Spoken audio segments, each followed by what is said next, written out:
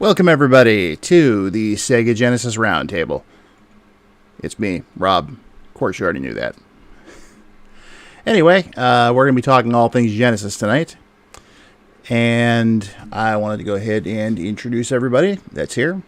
As always, with me is my co-host, Mike. Yo, unmuting just in time. Yeah, just in time, Mike. Almost made that mistake there. Okay. And rejoining us for the first time since the Splatterhouse Roundtable is MercuryCDX, or as we call him, Merc. Hey. And tonight with us for the first time is the owner of the Strider Citadel, the best Strider forum on the net. That would be Kenny. Hey there. Thank you for the compliment. No problem.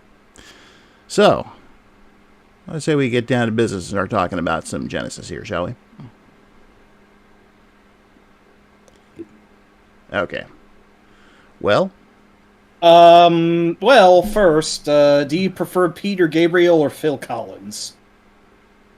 Mike? Mike? I had to do that out the gate. Mike, you know what you get for that, right? Oh, probably something. Thank you. I'll be honest. Sometimes I use Mega Drive more than Genesis. Even though I grew up with Genesis as the name, I always think, I really shouldn't be talking about Phil Collins and Peter Gabriel. You know, that is something I want to bring up, though, for anyone listening who's not located in the U.S. Since we all are, we do have a tendency to refer to it as the Genesis, and we'll continue to do so throughout the stream. Though, personally, I think Mega Drive is a way cooler name. And Mega Drive sounds high-tech. Exactly. On top of that, the logo, especially in Japan, I mean, look at that. That's great. Yeah, it's always weird because like a lot of the merchandise now is like it's all Mega Drive. So it's like if you're looking to get old like retro stuff, it's like, oh, it's all this design that I am not familiar with at all. Mm-hmm. Yeah, and on top of that, though, something else I wanted to bring up regarding the Mega Drive, the whole name and all that, is that's also what it was called in Europe. And I'm not a big fan of that logo. As you can see, I just overlaid the Genesis logo on top there. Yeah. So, before we get into it, though, welcome to everyone who's here in the chat. I see Kate's here. And welcome 19. And Sharon is here. And, of course, Bruno's here for the Super Nintendo stream. Yeah. BL, get out, man. This isn't for you tonight. No, I'm just kidding. Just try not to crap on it too much. A little crapping is okay here and there, but this is a safe and happy place. We're only if there's anything I want to insult, it's the Gems sound driver, but I'm really jumping the gun on that one. So yeah, although we'll get. To be fair, if he does start ripping on the Genesis, too bad. What'll happen is when we finally do that Super NES roundtable, we'll rip it to shreds. Just for Bruno. Fair trade. For the gem section of this, we're just going to play the Sonic Spinball options menu at 300 volume.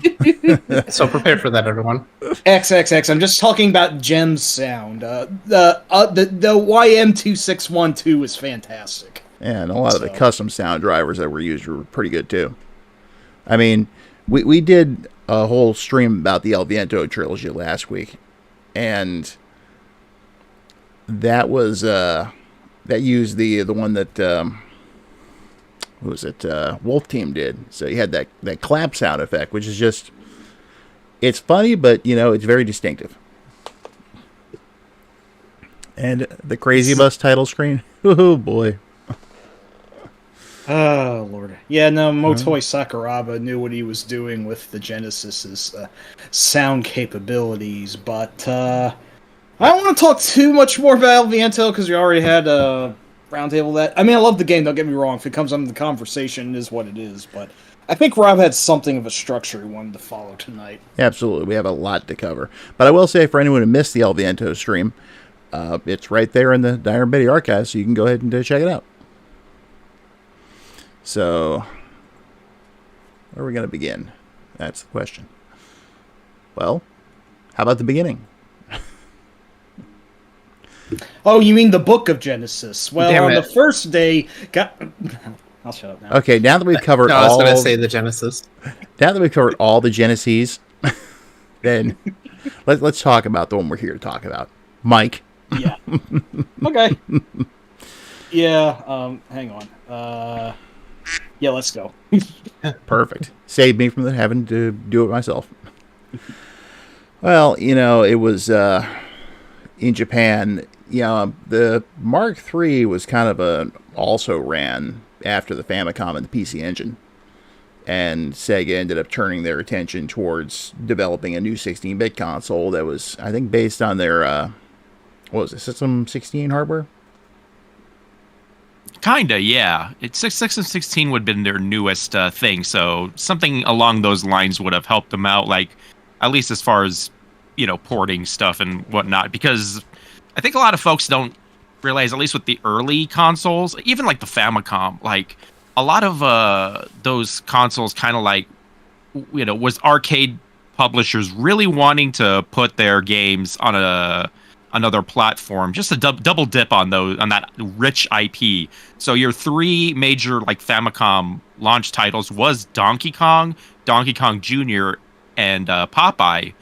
And if I remember right, the SG-1000 had a few early ports as well. I'm trying to remember what those were, but when we get to the Mega Drive, it's kind of obvious they really wanted to get those IPs, reused in quick order. Yeah. Yeah. And I know the SG sorry. the SG-1000. I know there was ports of Zaxxon, Congo Bongo, and whatnot. I don't recall how early in the system's life they came out, but I know they were there. I mean, most of that library was arcade ports. There was very few original titles made for the system. Yeah. Yeah, that's what I was going to say, is that I think that early on, Sega's, their whole motto was they were viewing their consoles as kind of just to be arcade or systems like that. They're leaving the rest to other developers. They had some early on. They still had some original titles, but their whole thing was they viewed it as mostly just platforms to port their arcade output to. Yeah. Now we are eventually going to go into a lot, much more detail about the SG-1000 and the Mark III Master System when we do that roundtable. So moving back to about, what was it, 87, 88? Basically after they became number 3 in Japan's console wars, I guess you could call them, is when they started work on the Mega Drive. And I know it launched over there in 88, and the launch titles, if I remember correctly, were Space Harrier 2 and Super Thunderblade. Exactly those. They made a console that, had a pretty speedy chip on it. The color palette was a little, I guess, a bit muted compared to what you would see on, what you would expect. And the system wasn't really known for sprite scaling. So, of course, the two launch titles they went with were two games based on sprite scaler, arcade titles. I have to wonder what they were thinking with that. I mean, I'm a diehard Space Harrier 2 fan. It's been one of my all-time favorite Genesis games for as long as I can remember, which is why Harrier is my avatar here. But what were they thinking? I see Brandon's here. If you look at the titles released around this time, for home console, it's kind of impressive. I mean, it is kind of you look at it now and it's really janky and the frame rate's kind of off a bit. Less so Space Harrier 2 than Super Thunderblade, which was really rough. But Yeah.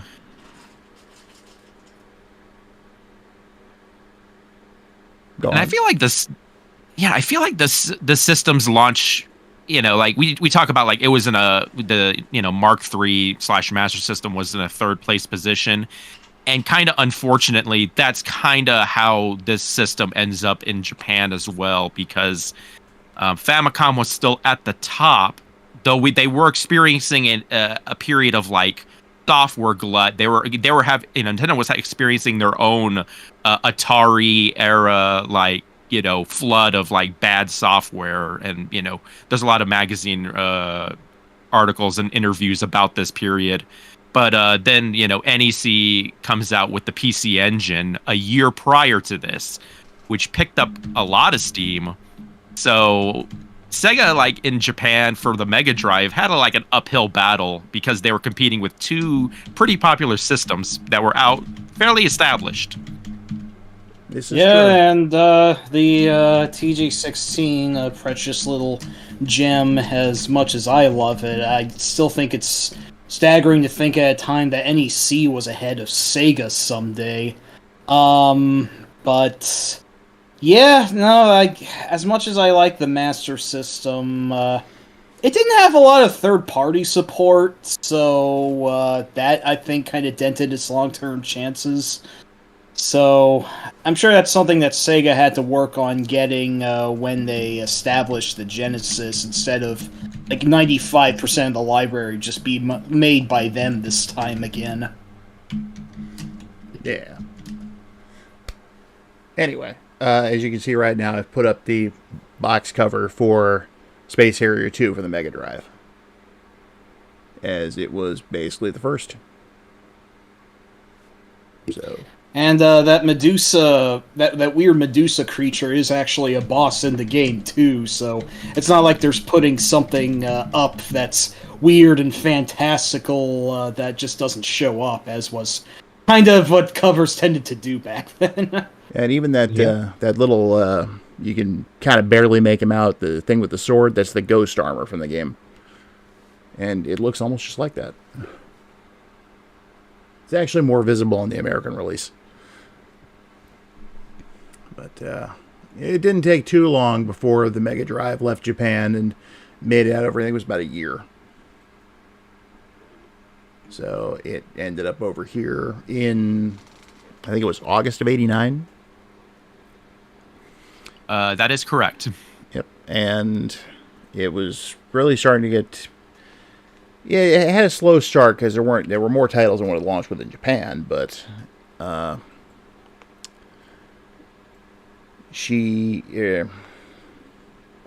Bruno, don't mess me up. It launched over more titles than it did in Japan, but there still weren't a lot for about a year or so after it launched. But the release schedule of the Mega Drive in Japan is pretty light. Like if you look at the list of games released during that period, they were real slow about churning stuff out. So it's kind of surprising that they bothered to release it in the States. I guess they had more titles, but it was still pretty light. Yeah, and a couple of them did end up staying in Japan anyway. Like, I think it was the third one released for the Mega Drive, that Osamatsu-kun. Fourth, but yeah, fourth, I know that okay. one's. I think that one's considered a kusoge by most standards. It's in the runnings. Like that's thinking that game's in the bottom for a long period of time until even worse games come out. Oh yeah. I know what might actually be agreed upon to universally be the worst. That would be Sword of Sodan. I'm getting ahead of myself with again. Good reason. Oh yeah, what a pile! I haven't even heard anyone admonish any "so bad it's good" phrase on it. It really is so bad it's bad. It's the worst of the worst, and then some. I watched a playthrough of that a few months ago, just because I was I just wanted to see the absolute bottom of games, and I was just holy crap, that final boss! Holy crap, that whole game. Rand, you should have asked for your money back for something that you didn't even pay for. Yeah, I wanted it back. Yeah, that's bad. Real bad. But, initially when the Genesis was released over here, it came packed with this in a box. Good old Altered Beast. Da, da, da, da, da, da, da. Why news. from your grave? Good sound design, yes. I was waiting for this to be mentioned. Yeah, that was actually the first Genesis game I ever owned, simply because that's the console I got it with. Which, if you take a look here, give me 1 second. I have the very first box right there. It's a little fuzzy, but that was it. I remember going to the store sometime in early 1990 with my younger brother and my parents, and we got ourselves that exact unit. Right. I even remember saying like includes the arcade hit Altered Beast. You know, wasn't my first experience with the system. That actually came towards the end of '89. Betty's here after all. Well, she's usually not, so I don't think I was wrong in saying that. Sorry, that's immaterial. Continue. But, you know, I think she just heard me talking and decided to pop in. Cool. Anyway, but I know my first experience with the Genesis was, and this actually merited a chapter in Memoirs of Virtual Caveman. When a friend of the family had come down to visit us and brought his brand new Genesis with him, along with Last Battle and Space Harrier 2. And my friend Braunley, who has been on the stream with us before, happened to be there at the time. So we got to experience the Genesis, you know, all of us together. And it was just like, this is incredible. So I remember, of course, we begged our parents for one, but they just dropped, like $150 on an NES. So they weren't about to spring for a Genesis anytime soon. Bromley, on the other hand, his parents wouldn't spring for one either. So what he did was he took his lunch money he got at school every day and just saved. Yeah, he went hungry for probably about 6 months, but in the end, he bought himself a Genesis. That's something I could stand to do if I wanted to like save up to finally get a PS5. I need to lose weight, so you know, that would certainly be recontextualizing the pulling a Braunley in joke that we have going on. I'll say it would be. And before we go any further, also I see Gemini's here in the chat. Yo. And the Text Arc too. Oh, hey, 19's here. Ah, how's it going? They're actually someone I know from another Discord group. So. Oh, that's cool. And so 19, I know I saw Brandon in here as well. So let me see here. I recall this story about him holding his lunch money back for the Genesis, and I was just thinking, like, man, like going through school like hungry like for like months. It's like that's terrible. He would those of us who brought our lunches or whatnot, and be like, "Hey, you gonna eat that?" Oh my god! Every so often, I'd be like, "Nah, knock yourself out." But other than it's like, "Yes, I'm hungry." But in fact, I remember also too there was a friend of ours who had seen the Tengen advertisements for hard driving, which was supposed to come out for the NES. And then it got... Oh my god. And then it got... Sorry, I had that game. Oh, good. No, I was just saying I had hard driving. Go ahead. Yeah, what happened was that the game got canceled. And our friend was let down. And then we saw the announcement that hard driving was coming out of the Genesis. And, well... our friend didn't have one. So one day we're at lunch and we're talking about this. And he's like, "Oh man, hard driving got canceled. It's not coming out. I can't. This sucks. Blah, blah, blah." And Brawley just looks at him and goes, "Hard driving's coming out of the Genesis." Dude, shut up. Oh boy. Anyway. I'm sorry, I wasn't expecting hard driving to be brought up because it's such a random game, but I had it as a kid, and the most distinct memories I have of that game was we would never play it for real. All me and my siblings would do is we would drive up to the cow just to hear the digital moo, and then that's all we would do. Oh, man, I got another story about that made it into memoirs. My father had basically stopped playing games with Atari. You know, he knew about the NES, and he bought us enough games for it. But when we got the Genesis, I rented hard driving once. And he comes in the room when I'm playing, and he's like, "What's this?" It's like, "Oh, it's hard driving. It was an arcade game." He's like, "They have arcade games that look like that now?" "Oh, yeah." So he looks at it, he's watching, and he's like, "You mind if I give it a try?" Yeah, go ahead, you know. My dad didn't really play many video games, so of course I'm not going to turn him down. So I hand him the controller, I explain it to him, he gets the car going, starts, gets that fork in the road, takes a right, loses control of the car. And I'm like, "Hit the brakes. Which button's the brakes?" And then he smacks into the cow. And he hears the moo. And he almost fell off my bed. He was laughing so hard. It's so good. My mom actually had to come out of their room to see what was so funny. And It's adorable. It's funny. I can still bring up the hard drive and cow to him even now. The man's approaching 90, and he remembers this. He'd be like, "Oh, did you run over the cow again?" Yeah, we're going to pepper a lot of... My uncle, too. Nice. Yeah, just so anyone knows, we're going to pepper a lot of personal stories into this stream, so... but yeah, so your uncle had the same kind of reaction? Yeah, like when I would just talk about random Genesis games, it's like, yeah, hard drive, and I remember the digital cow on that. And it's like, yeah, that seems to be what everybody's takeaway from that game was that cow. Yeah, it's like, it's just...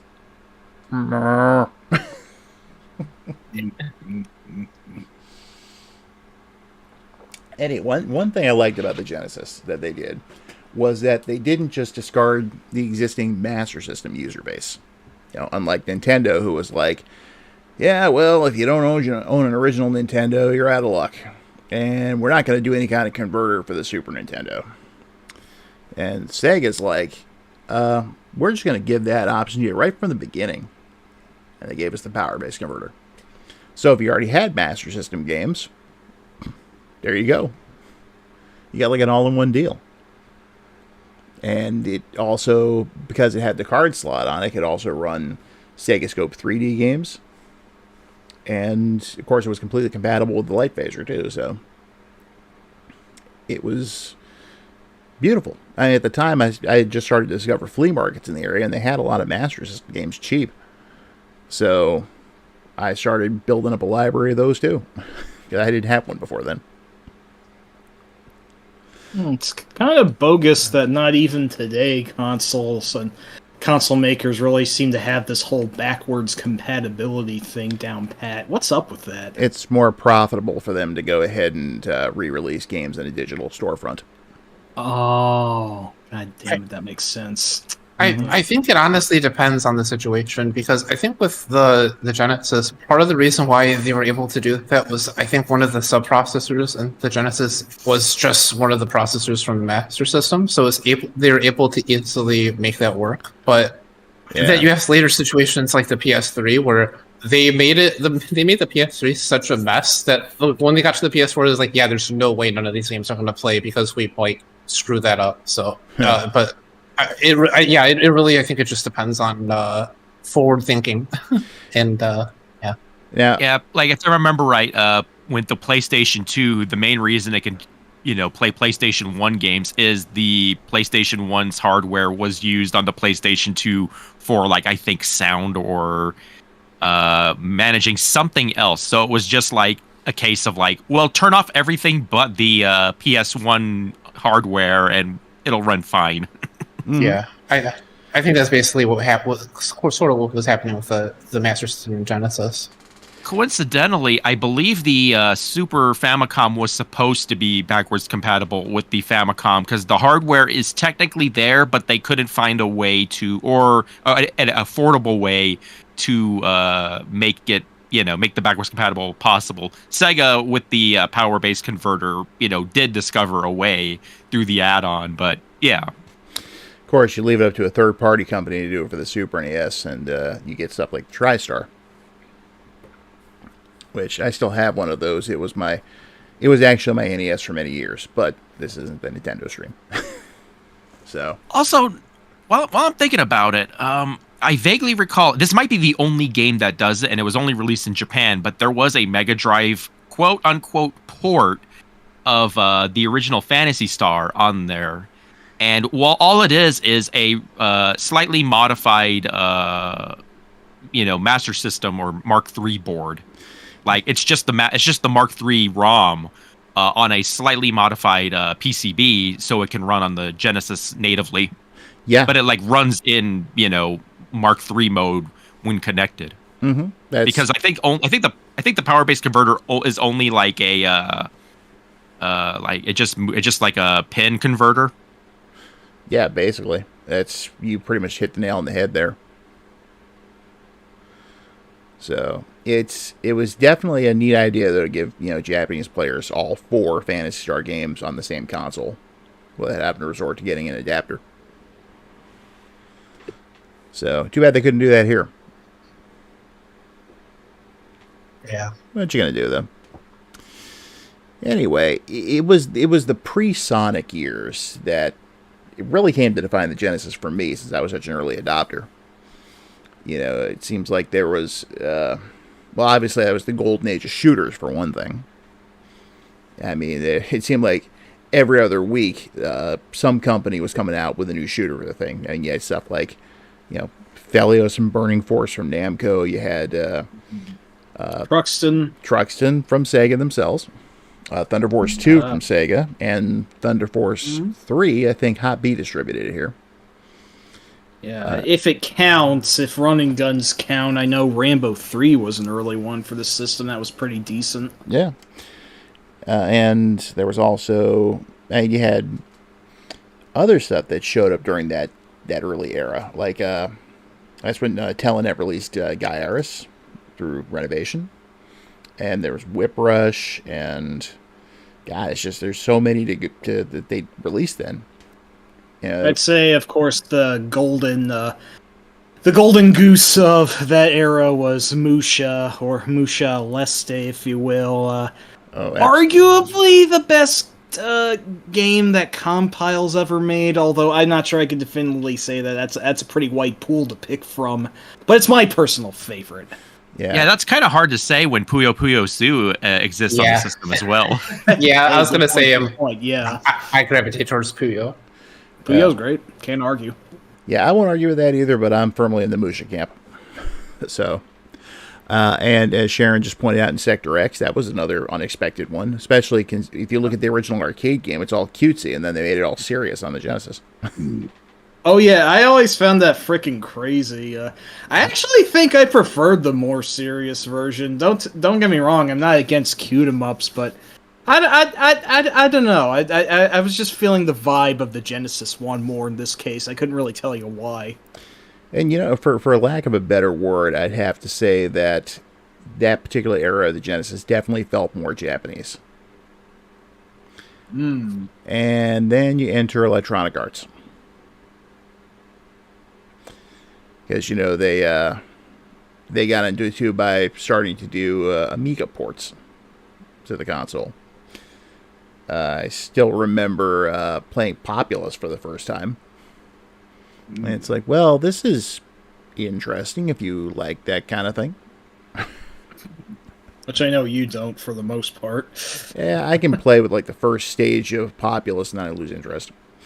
Or the first world or whatever it is. Yeah, Vinny's here. Thanks for coming in, Vinny. But in another story about that too, Bromley had actually bought Populous, and he originally wanted to buy the Revenge of Shinobi, but they didn't have it, so he got Populous instead. And he had it for a couple of days, then his mom saw it. His mom was very religious. On the back of the box, it said, "Play God." And she hit the roof. Yeah, said the game was sacrilegious. He needed to take it back immediately. He wasn't even allowed to keep it in his house that night. He had to keep it in his car's glove box. But the story had a happy ending because he went in to exchange it. They'd gotten new copies of Revenge of Shinobi. So it all worked. And I much prefer Revenge of Shinobi. Revenge of Shinobi is great. Yes. Love it. In fact, that's where my weird avatar is from. Funny thing, though, the character that I am was actually... See, there's been a few different revisions of Revenge of Shinobi because a few bosses and enemies had to be changed due to copyright infringement. As you can probably guess, the all-pink man that I am now was the first form of the Stage 6 boss of Revenge of Shinobi, which was just straight-up dead-ass Spider-Man. Webs and all. It's funny because I know there was a Spider-Man game that was for the system early on also, but beat him up some, and then he transforms into Batman of all things. I am not making this up. If you haven't played it, trust me, this is actually real. Except he's a more supernatural version of Batman that actually has his genuine flight capabilities and can shoot bats around him. Although I guess some incarnation of Batman had like robo-bat sentries, but nonetheless, it is immensely weird and hilarious. Also, the next boss afterward in Stage 7 is just straight up Godzilla. Yep. So other revisions of the game had to be released because you know how vicious comic book lawyers can get. So Spider-Man just changed to this all pink guy who could shoot webs out of his ass. And Batman changed into some sort of like demonic Lucifer-esque figure, which I have to admit actually looked pretty cool. Also, Godzilla. That was actually Devilman. That was another copyright situation. Yeah. So that they just changed it to just be another copyright problem. Oh shit! You know what? That is a good point. I don't know too much about Devilman, but yeah, I can definitely see the resemblance there. Also, Godzilla was changed into more like a giant skinless version, diorama with like skeletal dinosaur, and I think he had some organs in there too. Actually, looked pretty damn cool, all things considered. Yep. But also, one of the enemies looked like Rambo, and then they made him bald in later revisions. And don't forget the Terminator too. Yeah, did they actually ever change that one? I don't remember. I think he slipped under the radar. Wow, yeah, that's amazing. Yeah, Terminator that also goes green the more you hit him, like Hulk.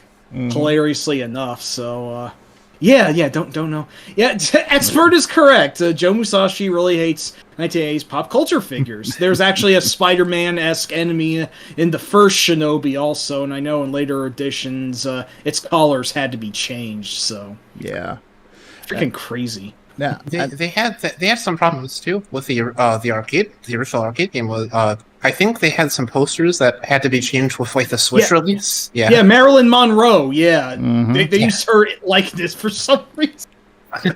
What is it with Shinobi, man? I have no idea. Your guess is good as mine. Yeah.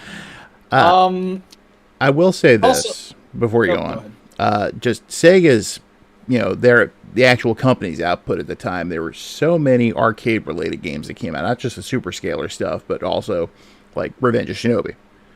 And plus you had sequels to Master System games, like what was actually over here, like Last Battle and Mystic Defender were actually...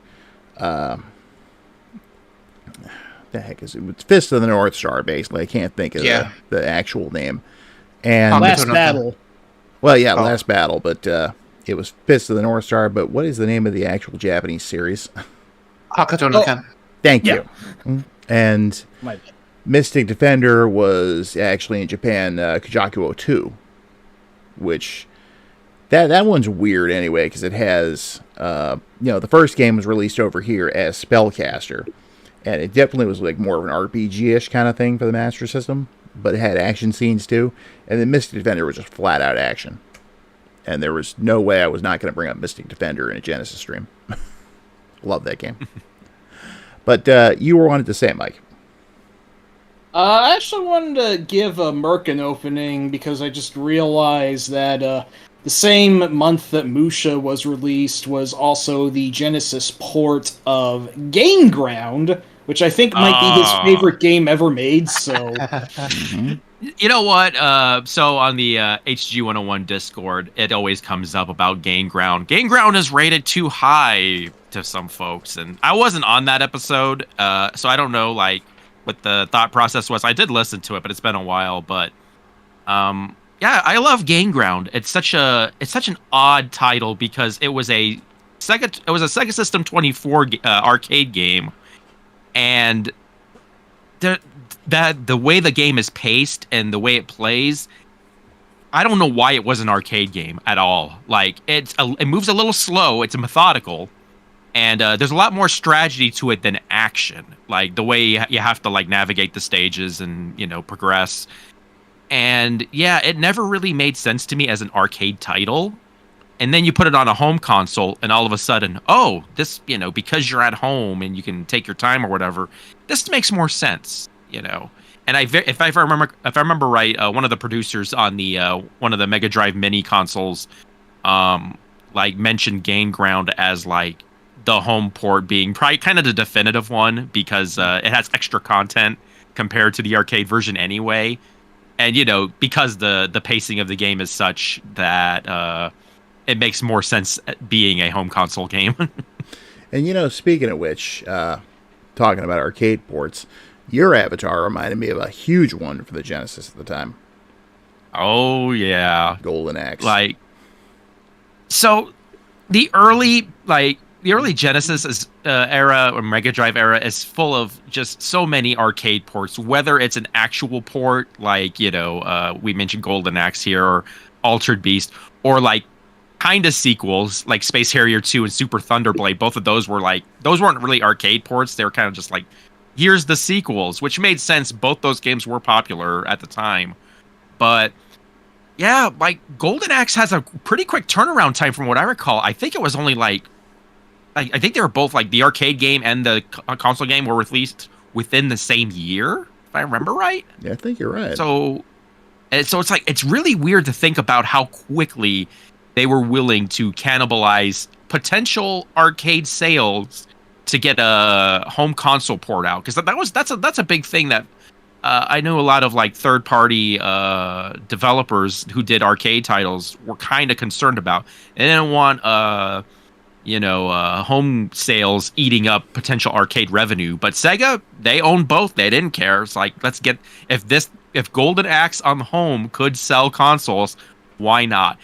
And you know what? I always think about this too, because the Famicom or NES like was capable of 2-player simultaneous play, but there really isn't that many games outside of like sports titles like that let you do like 2-player co-op or competitive, like 2 plays at the same time. It's always like 2-player alternating, which I don't know folks that really like that kind of 2-player play. It's kind of cheap.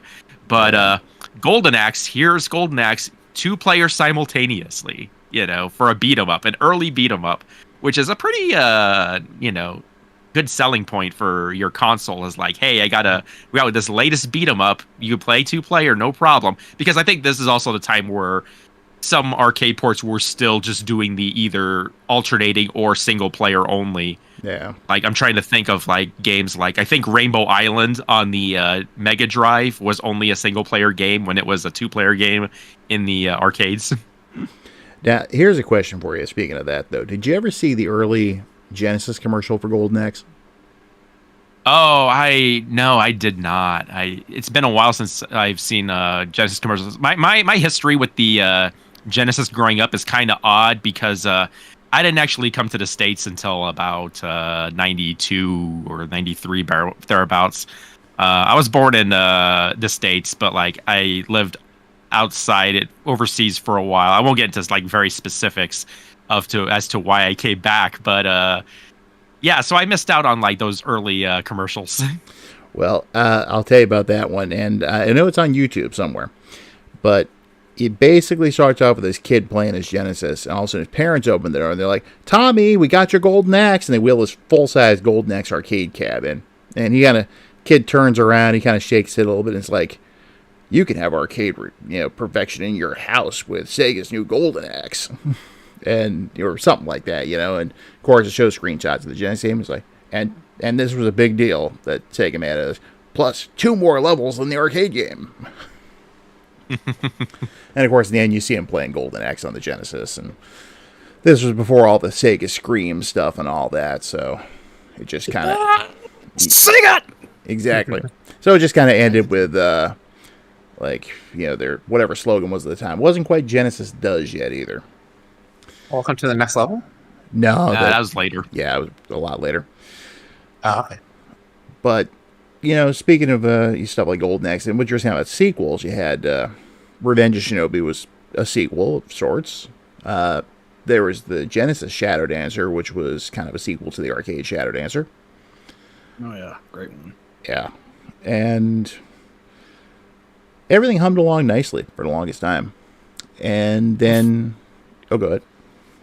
Oh, I was going to say, like, when we think about like the early like heavy hitters, like I always talk about like launch titles being a big deal, and it feels like Space Harrier 2 and Super Thunder Blade didn't really move the needle that much, even though I like Space Harrier 2.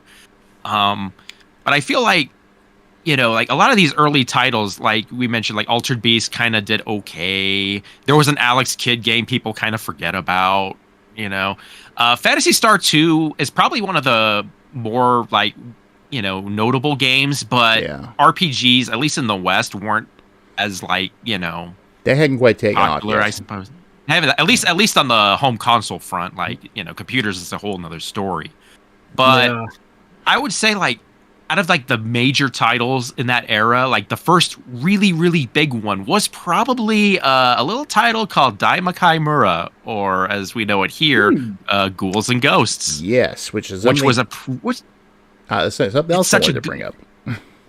Yeah, it's such a good port. Like it's such a good early arcade port. Like I feel like out of all those early games, that game really is the arcade at home like experience. It's not arcade perfect, but I mean like it plays real good. It plays real close. Sega really hyped that one up when it came out. In the magazines at the time, reviewing it and giving it like all 9s right across the board. They're like, the arcade has finally come home, kind of thing.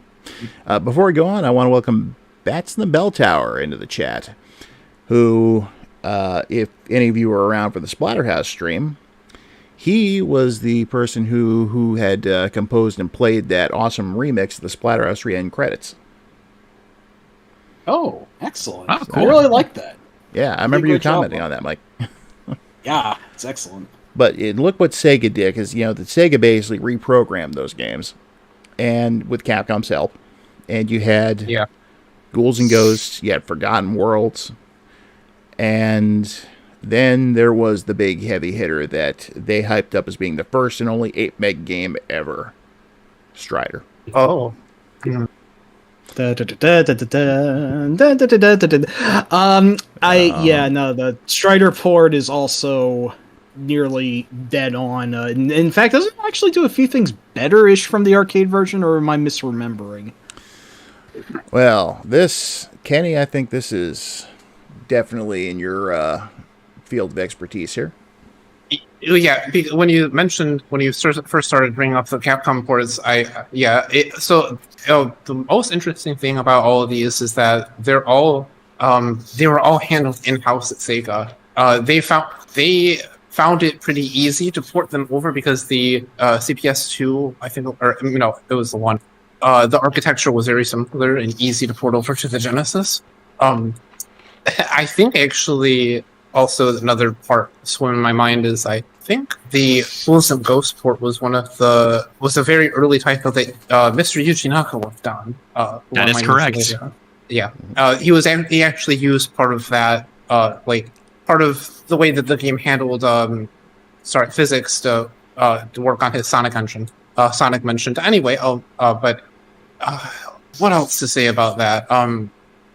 Yeah, it was all handled in house, and I think it got pretty close, honestly. But nowadays, I find that port to be kind of janky.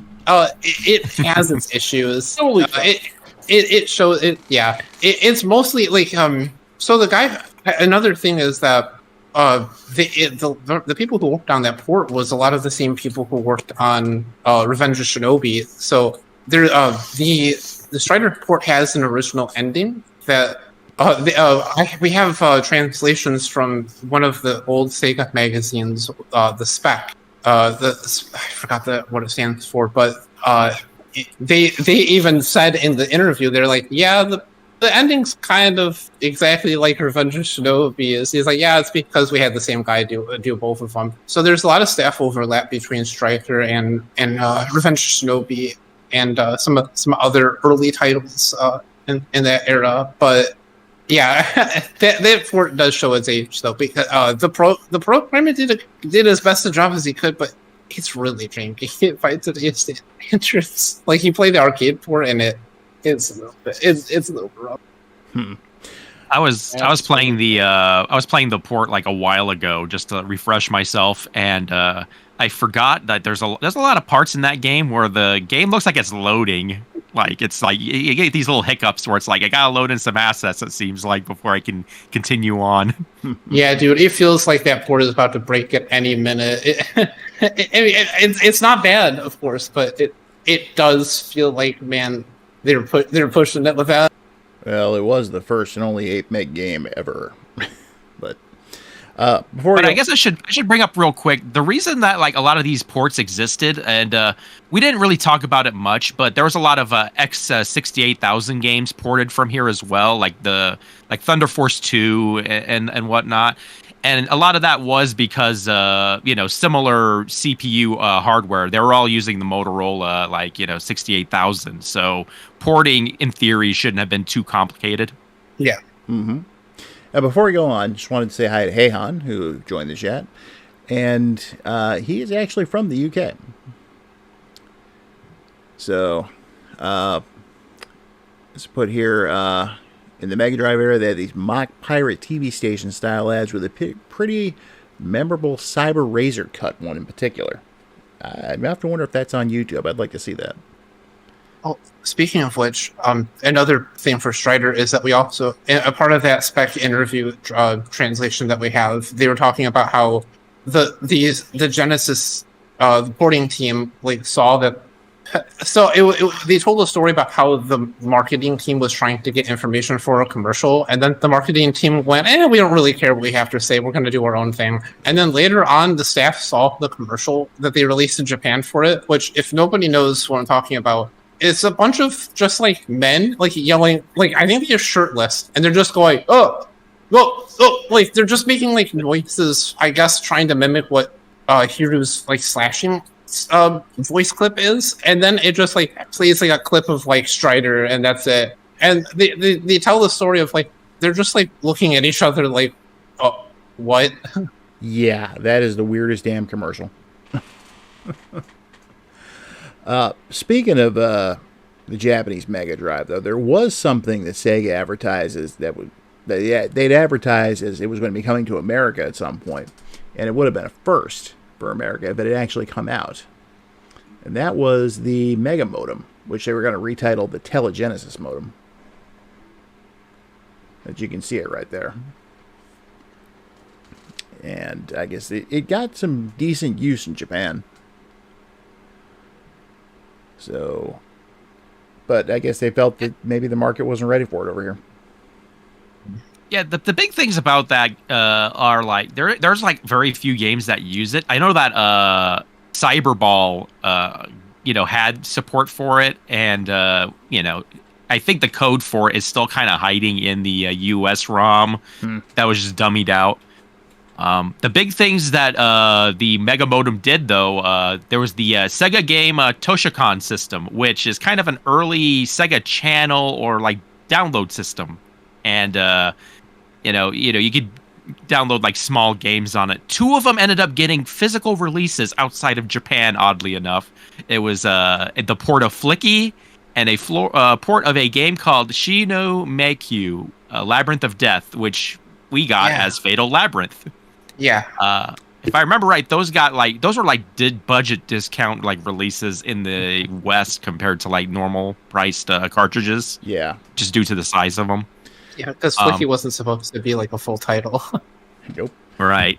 And but there is one, like, out of like the few handful of games that are on there, like there's a Mahjong game and all this other stuff. I could play Mahjong, it's fine, but probably the big like multiplayer game that was on there that used it was a game called Advanced Daisen Ryaku, which is one of the most popular games from what I've seen in Japan, like for that console.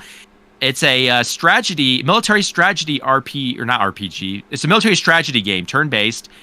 That game is like, it looks neat, and the subject matter makes me like, kind of uncomfortable because it's World War II. It's World War II based. It's like you're playing World War II. It's like, oh, that's kind of neat.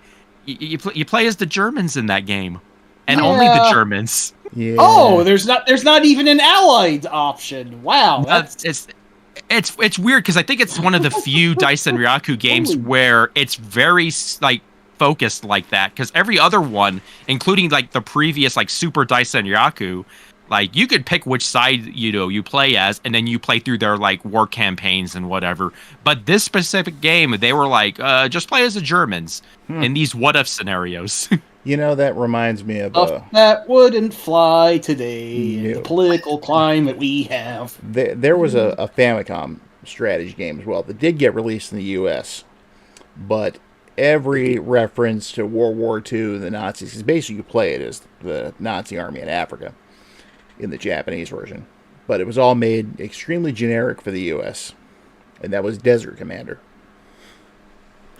If I remember correctly, in Japan, the title had something to do with Erwin Rommel. So, and if you actually win a campaign, you get congratulated by Hitler himself. So it's like, yeah, probably good reason to change that. So you're saying Kemco is the anti-Capcom then? Sure, why not? Oh yeah. Only the opposite of Bionic Commando. Jesus Christ. Oh boy. The Genesis. Speaking of that service, can I talk about Sonic Eraser at least? No, I'm kidding. There's a puzzle Sonic game for that service that was mentioned, but it's awful, and it has one of like the worst pieces of Genesis music on it ever. I wish I could beam it into everybody's brains. It almost puts the Sonic Spinball music to shame. But yeah, maybe I'll link it after. Also, for everyone asking in the chat, we do plan to cover the Sega channel and stuff like the X-Band, but that won't be for a little while yet. So, but going on, you had also the sports titles, because if anyone remembers, the Genesis was really well known for its sports titles. And back before EA was doing all the yearly roster updates, Sega did their own line. So you had stuff like Tommy Lasorda Baseball and Pat Riley Slammin' and Jammin' Basketball and stuff like that. But I have to ask something. For those who have seen the cover of Tommy Lasorda Baseball, I'm not the only one who thinks he looks a lot like Bill Clinton on that. Am I? He kind of does, actually. He really does. Yeah. What the fuck? Hey, and Eugene's here. Oh, hey, man. What's up? Eugene recently got a Genesis, so this could be quite educational for him. Oh, Ruby's here, too. Hi, Ruby. So, but now here's a better question, though. Was anyone here familiar with the Sega Sports Curse? Anyone? I've heard of it, but I don't know too much. Go ahead and elaborate. basically, it was supposedly that any sports star who signed on with Sega had something catastrophic happen to their career almost immediately afterwards. That sounds familiar. Well, It sounds like the EA Madden curse almost. well, here's a great example. If anyone remembers when Buster Douglas knocked out Tyson and became the world champion or whatever it was in boxing, of course, first thing Nintendo does is drop Tyson from their, from his licensing deal and just re-releases Punch-Out as generic Punch-Out. But Sega takes advantage of the opportunity and signs Buster Douglas up for his own game, which he had for about 3 seconds before Evander Holyfield knocked him the crap out.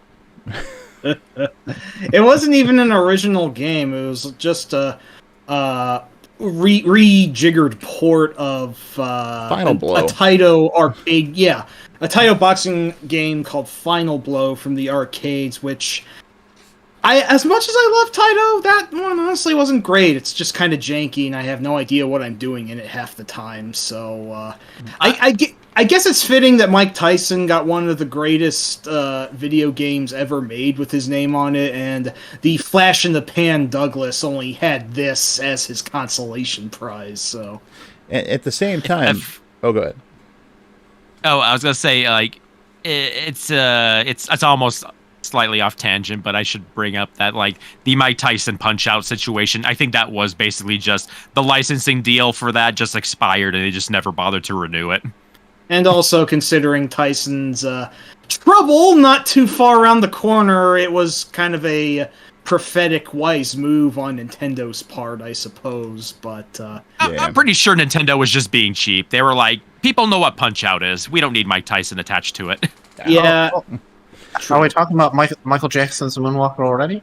Well, we're getting to that actually, because We could. I did want to say that Sega spent a lot of time actively going after some pretty high-profile licenses at the time too. I mean, they got some of these originally appeared on the Master System, but they ended up creating original games for them on the Genesis, like Ghostbusters, for example. Even though they left Winston out of it, bad Sega. I digress. There was, the Disney games they did, which were completely different from Capcom's games. And those actually, I've learned the staff on those worked on a lot of the other games around the era too. Like I think like eSWAT and stuff like those were very deep in the like that staff. Like it's pretty interesting. Oh yeah. And those early first party games. One of their internal developers was Sega R&D 2, Yes. which Mark Cerny mentions in interviews as being ran like a sweatshop, and games on that line had 3-month turnarounds, which makes sense for some of those games when you look at them. mm-hmm. Yeah. But, probably the biggest high-profile license they went after at the time was Michael Jackson. Or did he come to them? That's the question. I think it was a little from column A and a little from column B. But from what I remember, Michael Jackson was liked video games, so I could see it being either or. the result. He loved video games. He had a huge collection. Sorry. Yeah. Mm-hmm. And the end result was we got 3 games out of it. There was the Genesis game, which plays a lot like a Shinobi game, I think, just without the Shurikens and ninjas and all that. There was the Master System game, which was just a scaled-down version of the Genesis game, and then there was the arcade game, which was unique and really, really good.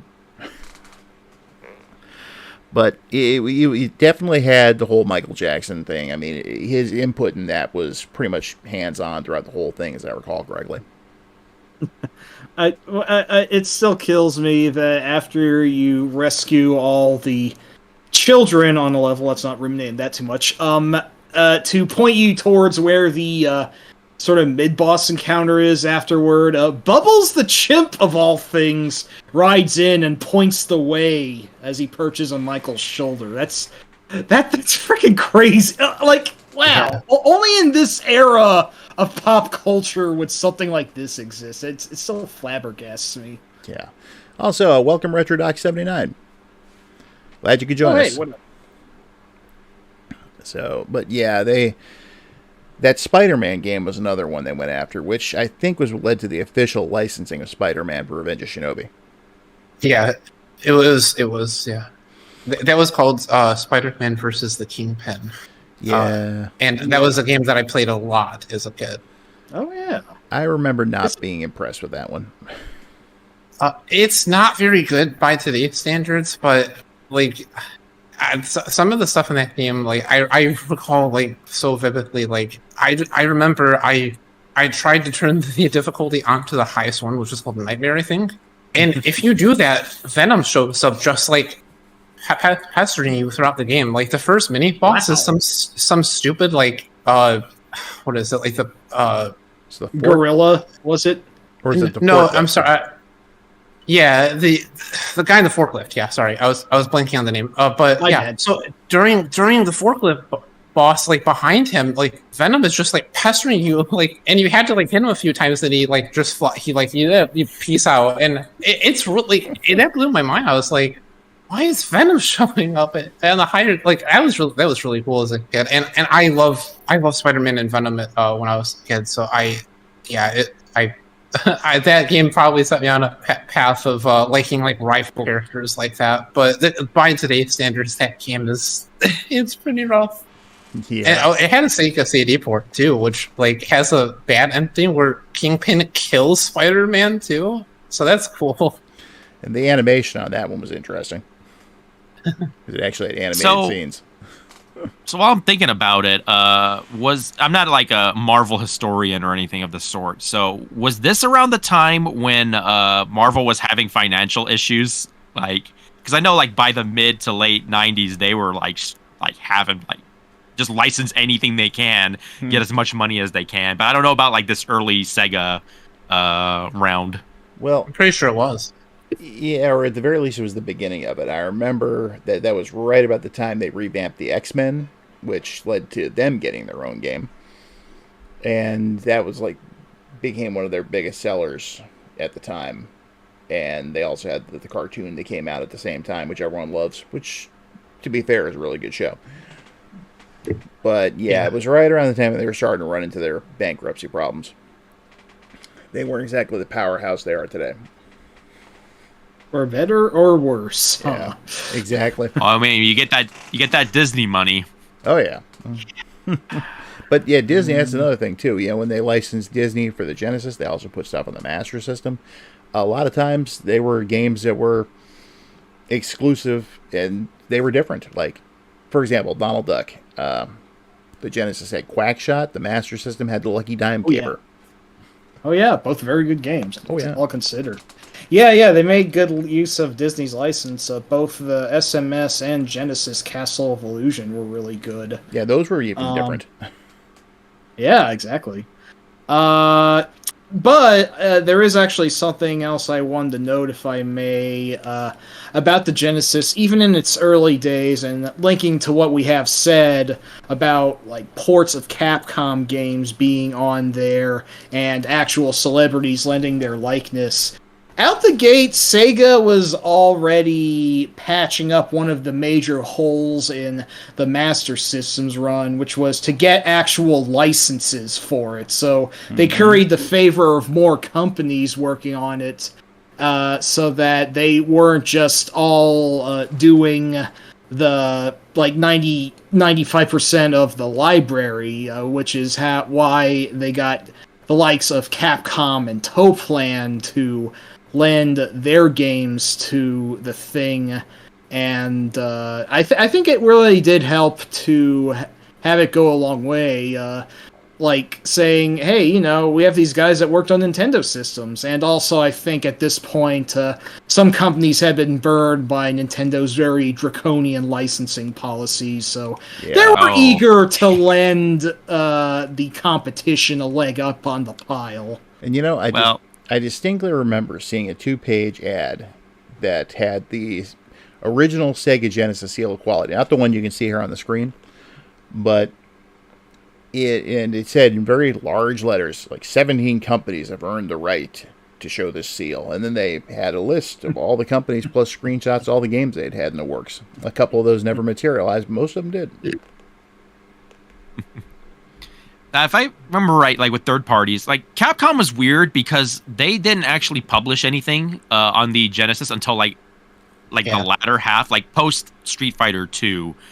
They just licensed their games to Sega, and Sega would have to work on them themselves. But like, companies like Taito and Namco were like the big heavy hitters on there. Like Toa Plan did their own stuff, sometimes with other like third party companies, whatever. But you also had like a lot of smaller, third party companies like Technosoft with the Thunder Force games and Elemental Masters, which I also like. You also had companies like weird ones like Messiah and Telenet Japan, which Telenet had like 4 different publishing arms, because you had like Telenet Japan itself, then you had Renovation, and you had Wolf Team published their own stuff, but they were part of Telenet. It gets kind of weird with those guys. Yeah, and a lot of publishing companies kind of spouted up at the time just to go ahead and be able to release these games over here, because you had companies with names like Sage's Creation. I think one was called DreamWorks, no relation to the film studio. There was New Vision, like NU Vision, and a bunch of other weird little ones. Seismic. That's a great example right there. They're the ones that published Musha over here. Plus, they also published some early third-party games like Air Diver and whatnot. I don't know if anyone remembers Air Diver, but that was actually one of the. I think they've actually the first third-party game I ever bought for my Genesis. It was okay. I probably should have gone with Rambo 3 instead. But yeah. And speaking of DreamWorks, actually, as expert just brought up Trampoline Terror. I still remember the first DreamWorks game I ever played, and the only reason I played it is because Brawley and I had heard that it was a $20 game, brand new in the stores. And we're like, $20 game for the Genesis? I don't care what kind of game it is, we're buying it. It was based on our consensus. That game ended up being Target Earth. Oh, yeah. Oh, let's go. Very nice, very nice. Assault Suit Lenos, as it's known in Japan. And one of the more popular games in Japan as well, as far as early Mega Drive games. Yeah. Lenos is so good. It is. In fact, I do plan to have a roundtable about that series at some point. Oh, good stuff. Yeah, because, I mean, I love Target Earth. I love Cybernator. Did you play Gunhound? Which one? Gunhound.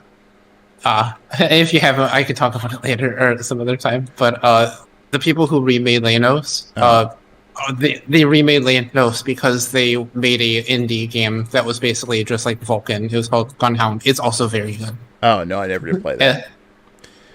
But yeah, we'll be talking about those at some point in a future roundtable. But yeah, it was just such an interesting time because there were so many interesting games coming over from Japan. And then, of course, you had EA busy with their Amiga ports and whatnot, because after Populous, you had stuff like Budokan. And, and on top of that, you had, does anyone remember Razorsoft? I will definitely be talking about them. Because that was one of the other early company games I played. There was I know the name now. Oh god. Yeah. Yep. The one I'm thinking of in particular is Stormlord. But I think I know what you guys are thinking about. No, you might not, because I mentioned another title, but I was using it as a misdirection because that's not the one I played. Well, I'm thinking of a little game that everyone loves called Techno Cop. That is what I'm talking about. Busted. No, I was thinking more of Welcome to the Fight Palace. Oh god, Slaughter Sport. What a pile. And then there was Death Duel. Yeah, That one I kind of like. I especially like it for its really hilariously "God, you fucking suck" text that scrolls by when you die. So, thing is, my friend Bob was another early Genesis adopter, and he actually got a copy of Stormlord, which is how I first played it. And we actually rented Technocop. And we're like, okay, racing, shooting, okay, that's kind of fun. Okay, now we're on foot. Oh, he just blew that guy into bloody bits. yep. And then some other stuff. Oh, I just had a kid. Yeah. Yeah, that too. Jesus, man! I had this game as a kid, man. Like this is probably the most the most graphic thing that I saw like around that age. Like I don't know why we had that, but we did, and yeah, I was a little kid playing, busting people open like that. That game is insane. Yeah, and RetroDoc. There was a Cybernator on the Genesis. It's basically what we're talking about is Target Earth or Assault Suit Lanos.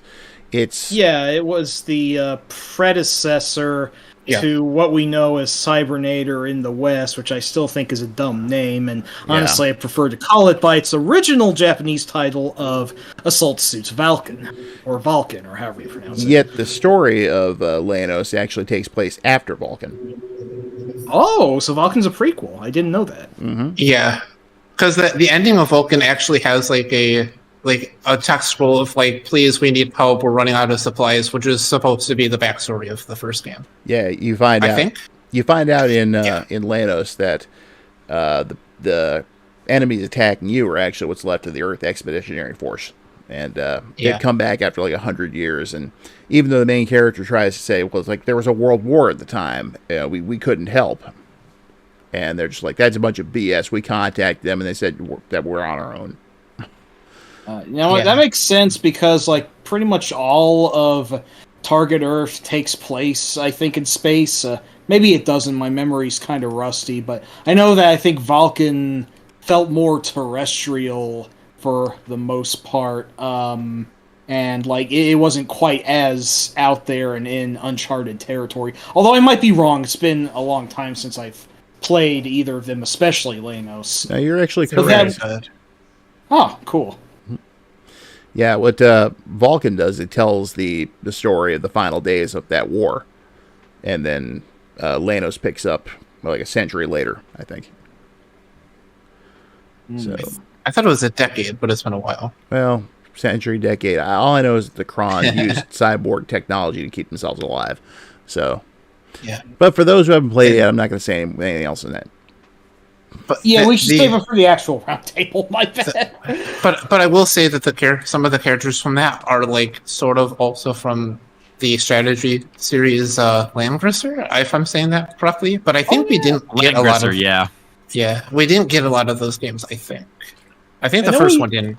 We got the U.S. got Langrisser 1 under the title of War Song. Oh yeah, my bad. And they changed all the character portraits to look less anime-y, which was weird. Yeah, because now they look bad instead of good. Whoopsies. Yet I do distinctly. I distinctly remember War Song was one of my brother's favorite games. But go on. Oh, it's a really good game, but like the funny thing about War Song is if you go into the manual, they kept all the old anime art, so it's kind of weird that they worked so hard to get rid of it in the game, but in the manual they're like, no, it's fine, here it is. Whoopsie doodle. Yep. But the rival character from Lanos like shows up as like a fantasy version of himself in Landgrisser. Rance. Right. Yes. Oh, wow. That's pretty neat. I know that one of the Langrisser games actually had the bald guys from Cho Aniki in it, but... oh, gosh. Unfortunately, there was no Cho Aniki on the... Or fortunately, there's no Cho Aniki on the Genesis, so... Although Gynog, or Wings of War, also by Messiah, is like a much creepier sort of version of Cho Aniki having like weird like body enemies. I don't know how better to describe it. Like body horror. It went in full on horror. Yeah, fucking body horror in that game. Especially the penultimate boss, which H.R. Giger would have approved of. Yeah. So. But, and Now we brought up Telenet Japan earlier, and it was at the same time as when they released their the Mega Drive ports of the Valis games over here, which again is also a planned roundtable for the future. But I will say that was another early game, Valis 3 that is, that really got my attention because it looks so much like Castlevania. Yeah, I mean, I remember you liked it because it pretty much was Castlevania 3, and like even one of the characters, Chom, I believe she was. She even had an outright whip, like Simon/Trevor, and one of the others, I can't remember her name, but she's pretty much Sypha. Like she was a sorceress. That would be Volna. Volna, right, gotcha. Yeah, I remember actually as soon as I got Chom, which you get her after finishing the first stage, I pretty much used her exclusively after that. Yeah. But yeah, they also released the original Valis at the same time, plus the Super Deformed spinoff, which they called Sid of Valis, which I don't know why I dislike that game so much. Oh, there's good reasons to dislike it.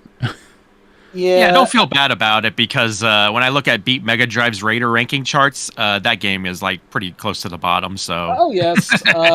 It just irritates me that we never got an actual Valis 2 in the West, and yes, we did. This was the closest that we. Wait, what?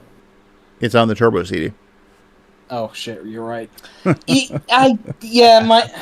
not as into Valis as Rob is, so my memory's really spotty on that end.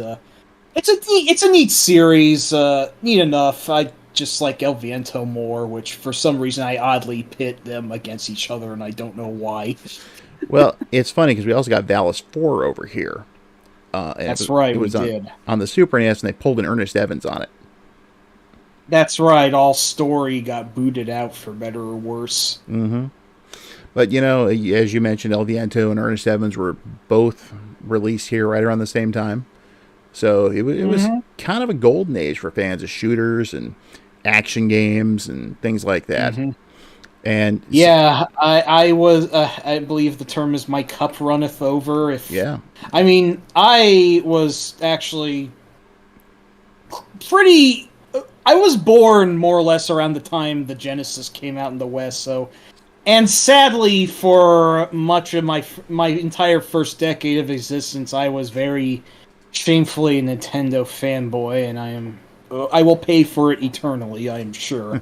But I didn't get a Genesis myself until 2002, back when at least collecting for it was still pretty viable, and I did build up a pretty decent collection, all considered, but yeah, I just lament that I didn't really grow up with it as closely as you guys did.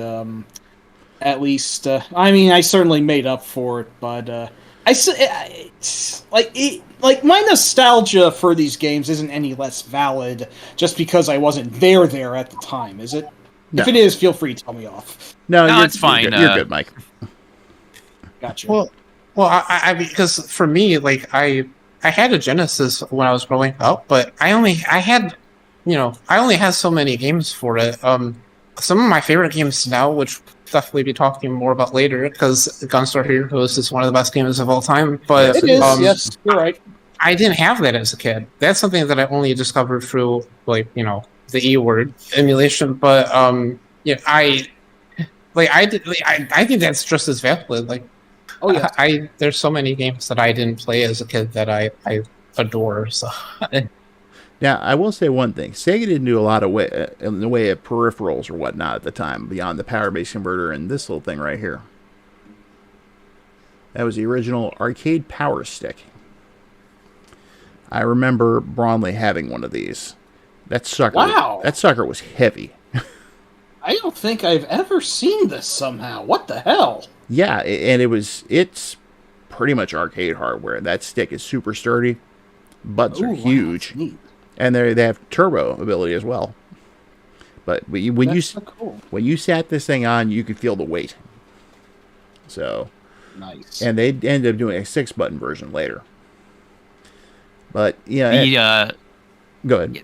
The sad thing about those is the U.S. or at least the Western versions of those sticks I'll use the rubber dome style connectors for the arcade stick, whereas like Japan got the nice micro switch style sticks, which if you're like if you're a weird arcade stick freak like I am, like the difference like right away, and you tend to prefer one over the other. Yeah, not me. I only used the thing a couple of times. I was done with it. I know Sega. They also, because if you look at the Genesis itself, you can see that there is a headphone jack. And Sega actually released a set of stereo speakers to plug into it. That's one thing the Genesis couldn't do originally, was natively output in stereo. So those speakers, I guess, solved the problem. Me, I just ran it through my sister's sound system. I remember sitting in her room one time playing Ghouls and Ghosts and just having it cranked. Yeah, I got my mine routed with the 3mm cable like to the back, so I can go hook it up to the Sega CD directly and then output stereo that way. That was their weird workaround for that. Yeah. Yep. But things were progressing pretty well, but there was a threat on the horizon, which was the Super NES. And Sega knew that the only way they were going to be able to counter that is if they came up with something as marketable and memorable as Mario. And thus we're entering the smug blue bastard. Oh, Sonic mentioned. Yep. I don't want to speak for but I will anyway. He hates Sonic, and it fucking cracks me up that we had to get to this inevitability, because we're not going to not talk about Sonic, at least to an extent, on the Genesis stream of all things, but I know that he's just talking about him just because of historical obligation. He'd avoid the bastard if he could otherwise. Now, to be fair, Mike, I don't hate Sonic completely. Okay, Good, neither do I. I had some you fun like the with Master System here. The Master System version is the best one. Oh, come on. That's pretty good. Yeah. But I love it. Yeah, I admit I did have some fun with the original Genesis game. It's just that starting with 2, it started to lose me. And I can see that. I'm honestly not the hugest fan of 2. I'm more of a Sonic CD booster myself. I know, I'm one of those hipsters, I know. I definitely will not be getting into an argument with you over that. But Sonic 2 is like one of my favorite games. Totally fair, Kenny. It's the favorite of a lot of people. I mean, I'm going to say that for the most part, that the Sonic games are actually pretty well put together, and they're solid enough games. They're just not my cup of tea. Yeah, that's completely fair. Well, actually, I'm more a fan of Sonic 3 and Knuckles, even though I know the whole shebang is kind of ridiculously long if you try and play it all in a row, but that's what the save feature is there for. And so many people talk about like 3 being better. I can't even argue with it. 3 is such a big and nice package. So how yes. But Sonic brought about a change with Sega. Because Sonic was cool. He had attitude, and Sega really built on that. It's like they kind of started early with their marketing campaign. Genesis does what Nintendo don't, but then they really started to ramp things up. Here's one of their ad campaigns that's nearly been forgotten today is HAG. Humans Against Genesis. I remember that. Yes. Oh my gosh. You can find the commercials on YouTube. I'll have to look this up. It's very cringy, I take it. Well, it's basically you got this dude who's dressed in like, he's dressed like this woman who has this huge beehive hairdo and like horn rimmed glasses and stuff. Oh no! Wait, I remember this now. Reminds me a bit of Dana Carvey's church lady from SNL for some reason. Exactly, and she'll go on for a couple minutes about how Genesis is bad and all, while at the same time, of course, playing up how great it is. But one of the most memorable spots they did for that though was where they introduced Sonic, because. Sitting there talking about him, and you see him on the game box. Once he pops his head and he's looking at her, and she's like, "Oh, that's Sonic. He's got an attitude. He's such a rebellious rule breaker. And why can't he be more like that nice boy Mario?" At which point, Sonic basically comes out and just like makes a kind of rudish gesture towards her, and then just takes off. She's like, "Oh, you little creep!" So that was amusing. It's actually kind of funny, I will admit. Yeah. Yeah. And of course, this is when this era is when Sega started to introduce the whole blast processing thing, especially after the Super NES itself was released. Oh yeah, the thing was the Super Nintendo is always funny to me because it came out later and it has a higher color palette and can do like a lot of things more than the Genesis could do. But like to save money, they had a slower processor, which you could tell with certain games. Yes. Yeah, I find that so interesting about like the Super Nintendo versus the Genesis, is that like they got such a head start. Like Genesis and versus Super Nintendo, like there was years between like how they could have like improved on it, but still like the Genesis, even though it was a 2-year-old system, they still kept in there. Mm-hmm. And but on the subject of the whole blast processing thing, I remember about the time they got to Sonic 2 and the Super NES Mario Kart had first come out, they ran another ad where I remember. Did you ever see the one where they're having it's the race cars with the TVs? The drag race. Yeah. Yeah.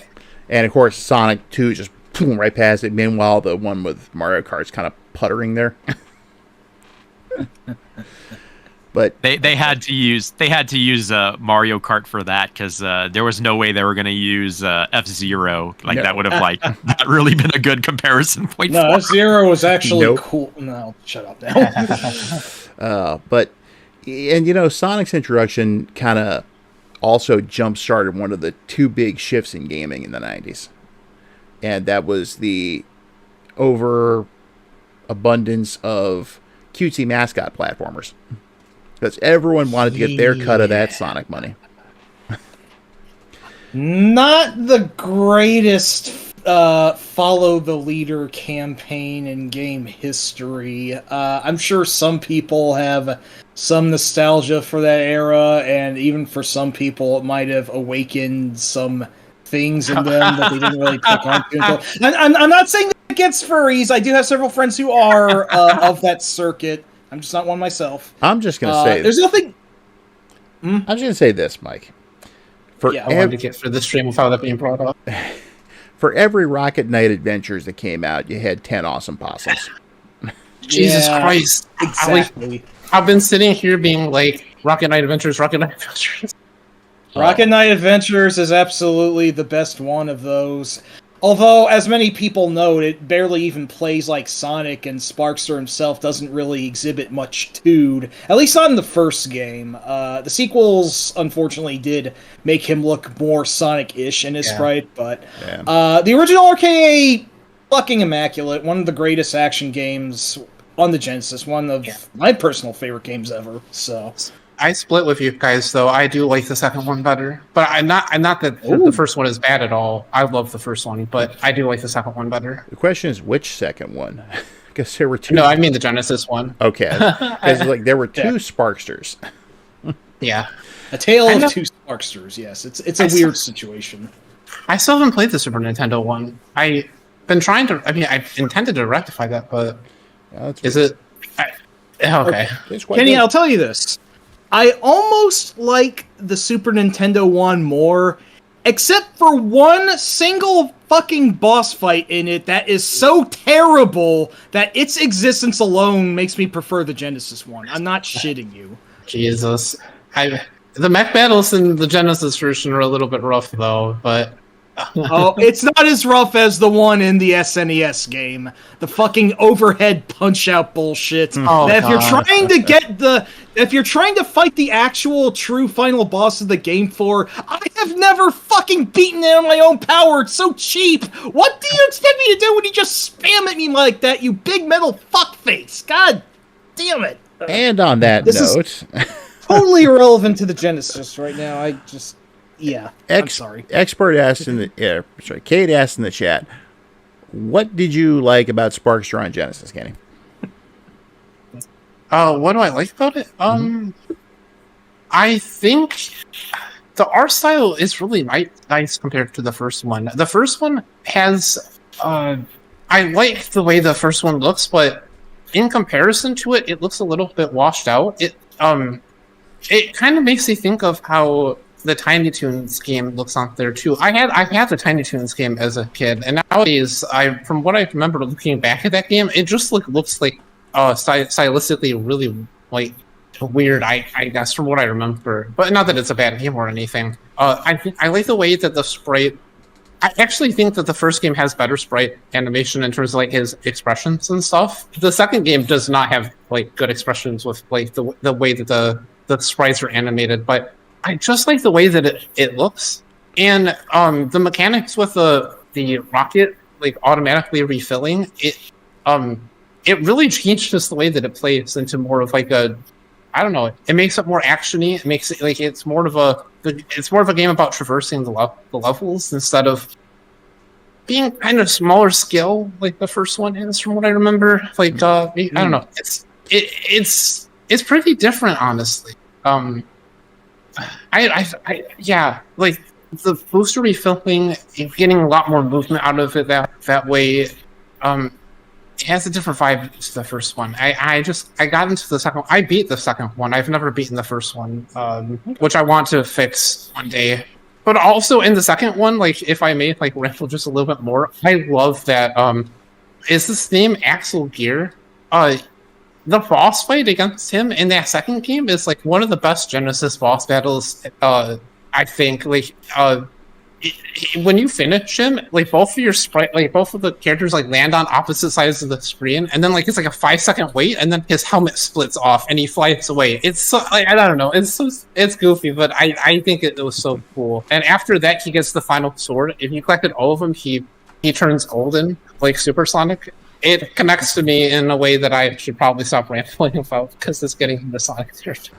Now, no problem. Sharon also brought up that she remembers the ad for Genesis where if you buy a system, you got to choose some games. Now, they did a lot of those throughout the console's life. The one she may be talking about was actually from 1990, which would be the one that Ryan and I took advantage of at the time, where basically if you send in your proof of purchase that you bought a Genesis and money for shipping and whatnot, you get a power-based converter and either 2 Master System games or 1 Genesis game. We opted for the power-based converter, and since we already had some Master System games, got a Genesis game. And that game was Super Thunderblade because I was so heavy into like the rail shooters at the time. I didn't know any better. I enjoyed it. Hey, that's cool. If you like it, you liked it. Wasn't worth it. So, but yeah, that's what that one was. But going back up a bit, at the time, speaking of my brother, he and I shared our Genesis for the longest time. And then when I started working after I graduated, I hadn't moved out yet, but I was kind of tired of sharing consoles with him. So, since I already had my own little library of Genesis games, some of which I bought by selling porn, yes, that was a thing. I was out one day, I think I'd gone to Best Buy, and I saw this. The core system. And I'm like, well, that's perfect for me. That's all I need. That is the Genesis I still have to this day. And in fact, I recently...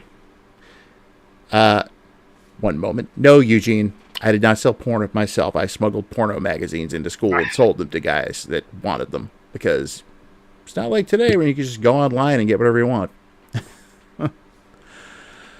But, yeah, the core system was perfect. And I recently had it actually completely recapped and modded with a triple bypass mod. So it looks and sounds better than it ever has. But I digress. Anyway, yeah, core system. That was technically my own first Genesis right there. Nice. Yeah. Glad you're able to have that your old console modded like that to give it new life. It's really cool. Oh yeah, and it's just the guy that does it. He did the work on it. It just absolutely blew me away the first time I fired it up. It's like I have never seen it look or sound this good, even when it was new. So, good stuff. Good stuff. Now, so yeah, but the the whole post-Sonic era, after the original came out, everything started to change. Because at the same time, if you remember correctly, Street Fighter 2 hit. So we have the other big change. And you started to see all these fighting games pop up. And slowly the Genesis library changed where it was mainly mascot platformers and fighting games. I was gonna say, like, rolling back just a tiny bit. So the Sonic stuff is always funny to me in the mascot platformer stuff, because that's mostly a Western thing. Based on what I've read in like Japanese gaming magazines at the time, Sonic was popular amongst Genesis owners, but it didn't really move the needle for the Mega Drive in Japan. It was like, they also marketed it differently. Like, Sonic's this cute character that, like, check him out, runs around and blows up robots with his little thing. But he's a cute guy. He's not like the attitude stuff wasn't that prevalent in the marketing for it. But it was like, here's a cool mascot platformer. It's popular. That's about it.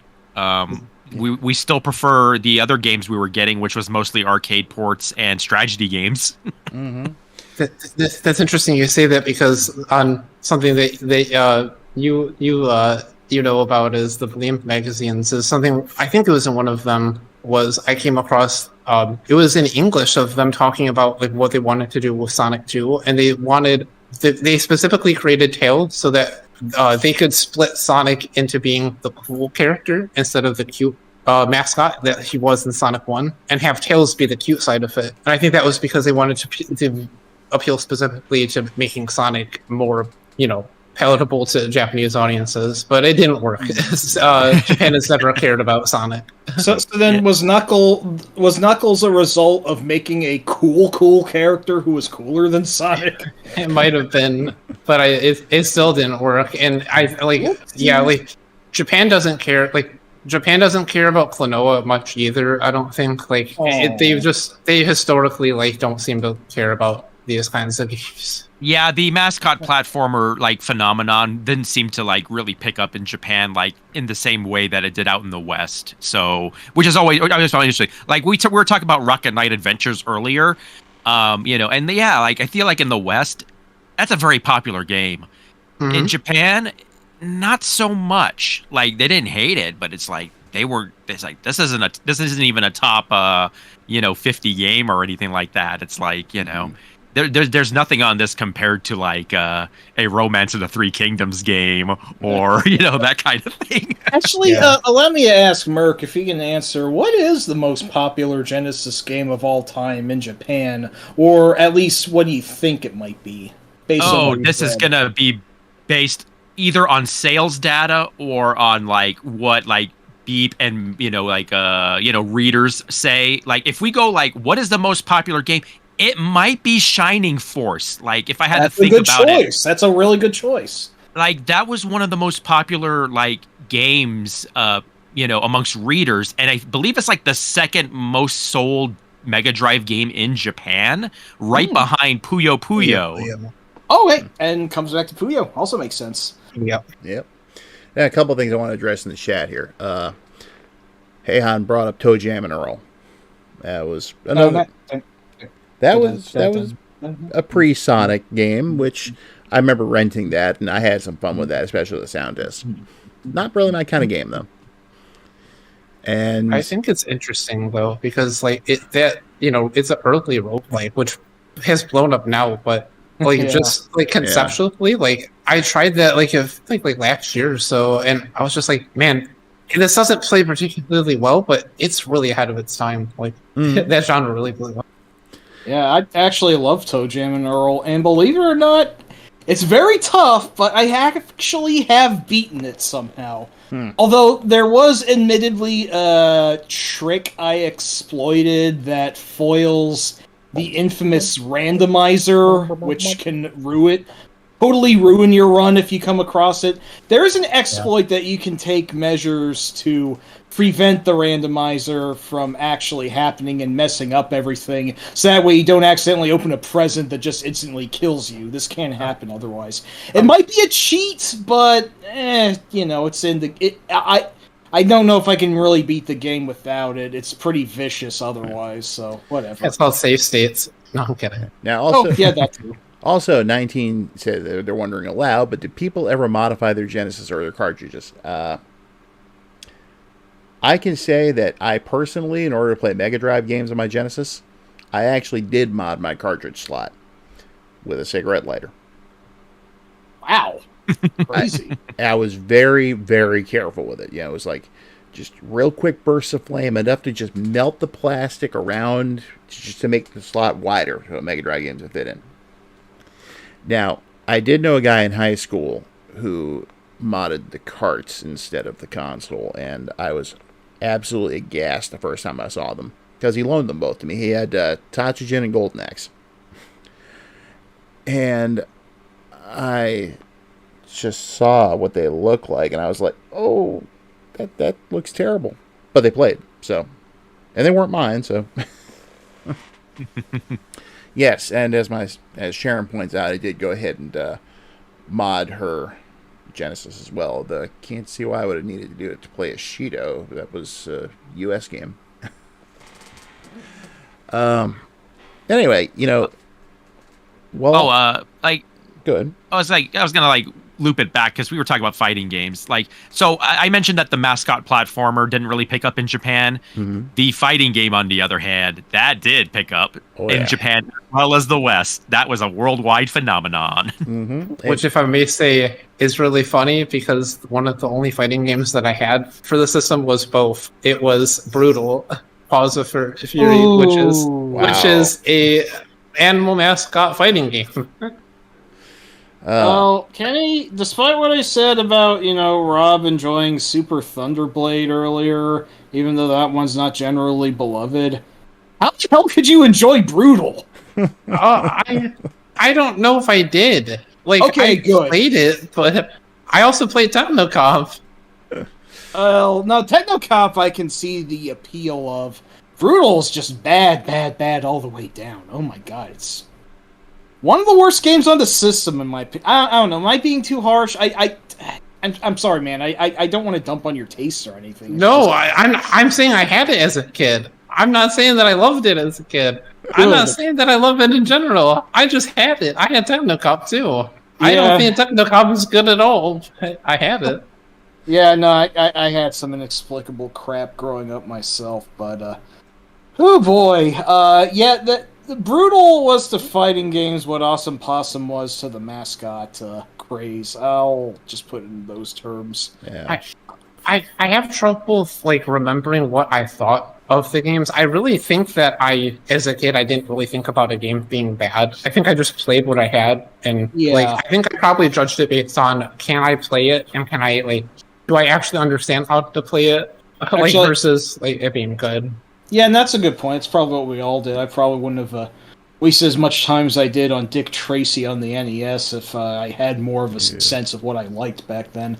The Dick Tracy game, the Genesis, is actually pretty good, but too freaking hard. Yeah. In the latter half of the game, it just really cranks up terribly. That was a pre-Sonic game, though, so the time is past to discuss that. But we can loop back to that if we talk about STI.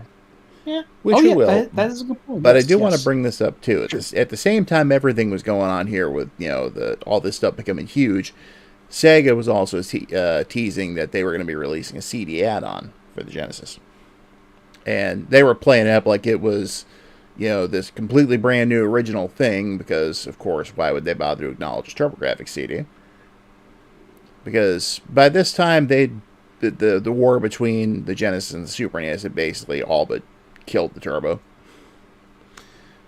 So yeah. The funny thing about the Sega CD though is this was a Japan initiative because they saw the PC Engine CD, which was popular, and and so Sega was like, well, CD media, that's the future, of course. So they were thinking about the PC Engine as their competitor and not the not Nintendo. Right. So the Sega CD was very much we're going to have to compete with NEC in this new frontier of CD media.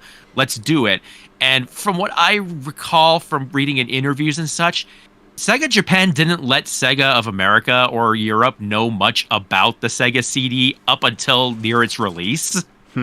Which is ironic in the long run, because it turns out Sega Japan didn't know what to do with the Mega CD. Like, their output on it was kind of light compared to, Sega of America, which started churning out a ton of CD software. FMV games. Oh, boy. Yep. Yeah. Blue Shark and Double Switch and good old Night Trap. Yes. Subject of controversy alongside Mortal Kombat. And that is something else I want to bring, because, Mortal Kombat came out because of the whole fighting thing. And when it was ported to home consoles, I am dead certain that the Genesis Mortal Kombat outsold the Super NES one, simply because of the blood code. And the fact that all the fatalities were intact. Meanwhile, Nintendo had you bleeding sweat. And they changed Johnny Cage's punch your head off fatality to just a mere high kick that didn't really look all that different from his actual high kick, and didn't even leave like a hole in the enemy's chest or whatever. That was just stupid. Yeah, and at the same time, Nintendo really was ticked off about this whole thing. And then they were just looking for any reason to take Sega down. So they latched on to Night Trap. And then they submitted all these games to people like Joe Lieberman and said, hey, have you seen this stuff that these Sega people are poisoning our kids with? Look at all this blood and violence and porn, And as a result, we had the Violence in Video Games Senate hearing, which was probably one of the first times I ever paid attention to something on, I think it was CNBC or something like that. Because it became pretty obvious about 20 minutes in, they had no clue what they were talking about. If Prime Op was here right now, he'd back me up on this. But it was bad. I mean, they ran footage of Night Trap in front of the entire committee that was there. And they showed the scene where that one girl gets trapped by the augers, and they put that thing around her neck, and you see what looks like a drill is just draining her blood, and they drag her off, and then it cuts out. And you could actually hear someone out in the committee just like, is that it? Is that all? But between Howard Lincoln from Nintendo just, urging them on, just attacking Sega every chance he got, and Joe Lieberman being hostile and really raking Sega's representative Bill White over the coals for every little thing. And of course, my favorite thing that I like to bring up is, amidst all this stuff, you have, the Night Trap controversy, the Mortal Kombat controversy. And then somewhere along the line, Lieberman pulls this out and he goes, yes, this friend of mine, who is an attorney general, sent me this ad the other day, and it's Splatterhouse 3, the game rating systems were invented for. And he's like, do you really think they should be making fun of your rating system, Sega? And, Bill White came back with this completely reasonable thing. He's like, we don't have any control over what our third-party licensees do, just like the MPAA doesn't have control over what studios do, in that sense. And Lieberman went on, blah, blah, blah. He reads the stuff from the ad. I've got the ad posted on West Mansion. And at the end, Bill White's just like, this is why we're working around the clock to establish this new coalition to go ahead and effectively rate games. And what ultimately came about this whole thing was the ESRB. Mm-hmm. And it's funny, though. At one point, Howard Lincoln's up there and he's like, Night Trap will never be available for a Nintendo console. Hey, where'd that end up recently? Oh gosh.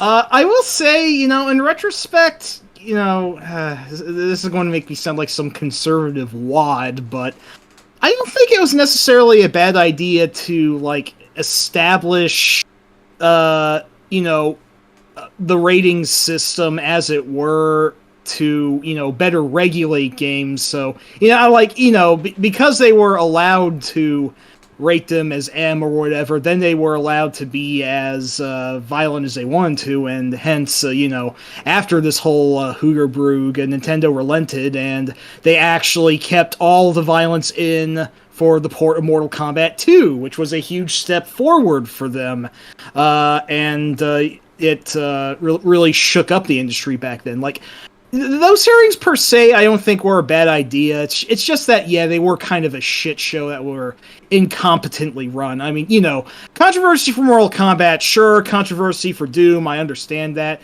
Controversy for fucking Night Trap, whose production values are so clownish that it's impossible to take seriously on any level, and that it wasn't even a violent game. It didn't even really have any nudity in it either. Maybe the occasional scantily clothed girl, but it's not like like fully fucking buck-ass naked Linnea Quigley in Return of the Living Dead or anything like that. They just did not do the research on Night Trap being a thing at all. No. That was worth pissing their pants over and having all the Helen Lovejoys in the world somebody please think of the children. It was just so far off the fucking mark. It's just kind of hilarious to look back on nowadays, really. And little sad, but mostly funny. A couple other funny things about that. Lieberman actually, at one point, I think it's when he was talking about Splatterhouse 3, actually, he mentioned something about how he and this attorney he knew were not fans of the violence and the graphic sex in video games. It's like, there's no sex in Splatterhouse. What are you talking about? He was just talking about in general. It's like, I remember getting Debbie Does Dallas for my Genesis to use the SVP chip and everything. Wow, that was something. And also, too, this was absolutely asinine. He made the case that Lethal Enforcers was a racist game because it portrayed violence against Asians because you shot ninjas. What? And let's keep in mind the fact that it was created by Konami. Yes. And it's like... I forgot that game had ninjas, to be honest. Well, I know the boss of the Chinatown level threw a lot of cleavers at you, but he was more of a triad boss than a ninja. So I don't even know how to qualify that. Stupidity, because it's like, did you guys do you guys didn't know that Konami was a Japanese company? Did you? And it's like, okay, these people officially have no clue what they're talking about. I mean, even if you did shoot up ninjas in a light gun game, that's not necessarily racist per se. Maybe if the framing of the game really went out of its way to be big American man with big American gun shooting all the Japanese people, then that's bad, but there's no fucking way Lethal Enforcers was trying to be that deliberately terrible about it. I mean, let's be honest. Let's be honest here. Lethal Enforcers is a game where you play as a cop. They could have taken that premise in all kinds of directions if they really wanted to. That's a fucking good point. Yeah. Oh, Jesus. And if you look on the screen, I've had this up here for a few minutes now. That was one of Sega's original rating labels, which they actually wanted to use for the ESRB, but Nintendo and all the other companies shot them down in favor of something new. Which is why now you see the K to A, K, T, and all that other stuff. Yeah. I do think it's good that I think it's good that we had this sorted out early when they were crying about Night Trap, which has nothing in it. Whereas man, imagine this happened just a few years later. there would have been a meltdown over like what was it, Kill Thrill or whatever that canceled PS1 game was. Yeah, like even imagine just that. Not even to mention like if this hadn't been sorted out until years later, like now like Mortal Kombat, how it looks, it's like, man, I'm so like it is good for everybody that this got sorted out over like a scene where you see maybe what looks like blood in a FMV in Night Trap, I guess. Yeah. Yeah. Like, okay. Oh, sure, guys. I did remember something about Lethal Enforcers 2, which I think could be misconstrued as racism. So I don't know if well, that's the it's a Western Western, one, right? so probably. The final boss of the game is a magical Native American chief. Yeah. Only thing about that one is it didn't exist at the time of these hearings. Yeah, that's another good point. So you know what? I will say that. It's something I want to bring up because we've been talking about Night Trap, and I feel like this is the only opportunity I'm ever going to bring this up. So might as well bring it up now. Beep Mega Drive Magazine, the February '94 issue. I don't know if you know this, but Night Trap got released in Japan, got dubbed and everything. Holy shit! I'm not sure I did. And I want you all to make a guess. What do you think was the reader ranking for it on a scale of 1 to 361 as of that printing? Just guess a number. Okay, is a higher number bad? We're ranking 1 to whatever, like 1 being the top game. We're ranking it like first place, second place, that kind of thing. Okay. This could actually go either way. I know that it seems like the type of game Japan might have more appreciation for than we did, just because it's something different. Yeah. 390. But I'm going to guess 17. I don't know. I really 4,000. I'm going to guess Japan loved it. I'm going to say number 2. Number 1. Are you serious? With a average reader score of 9.2, it is for this issue. It was ranked higher than Gunstar Heroes, which was number 2. Silkweed, which was number 3, and Gauntlet 4, which was number 4, and Puyo Puyo 2, which was number 5. Now that ranking dropped. That ranking drops pretty fast after a while, but like for like this brief moment, this brief glimmer in time, it was the number 1 game. It dropped once they played it. Wow. Well, at least for the time, I guess it had like David Hasselhoff in Germany-esque publicity. So so the very next issue, it drops from first place to 29th place with an 8.525 reader ranking. So more readers came in and were like, actually, it's not that good, it's not as good as whatever. So they bumped it down. Then why was it ranked so high in the first place, do you think? Oh no, like that's still pretty good. 8.5 is still a pretty good score. It's just more readers. Like it's just more people started sending in the reviews and they were like a little more lukewarm on it. I think it was just the early adopters were probably pretty high on it because like how Metal Gear Solid 4 was called like one of the greatest games ever for its time. Then people actually realized it was fucking stupid, and then it became a lot more mixed among. I thought you were gonna. I love 4. Sorry. I thought you were gonna. Jenny, I'm sorry.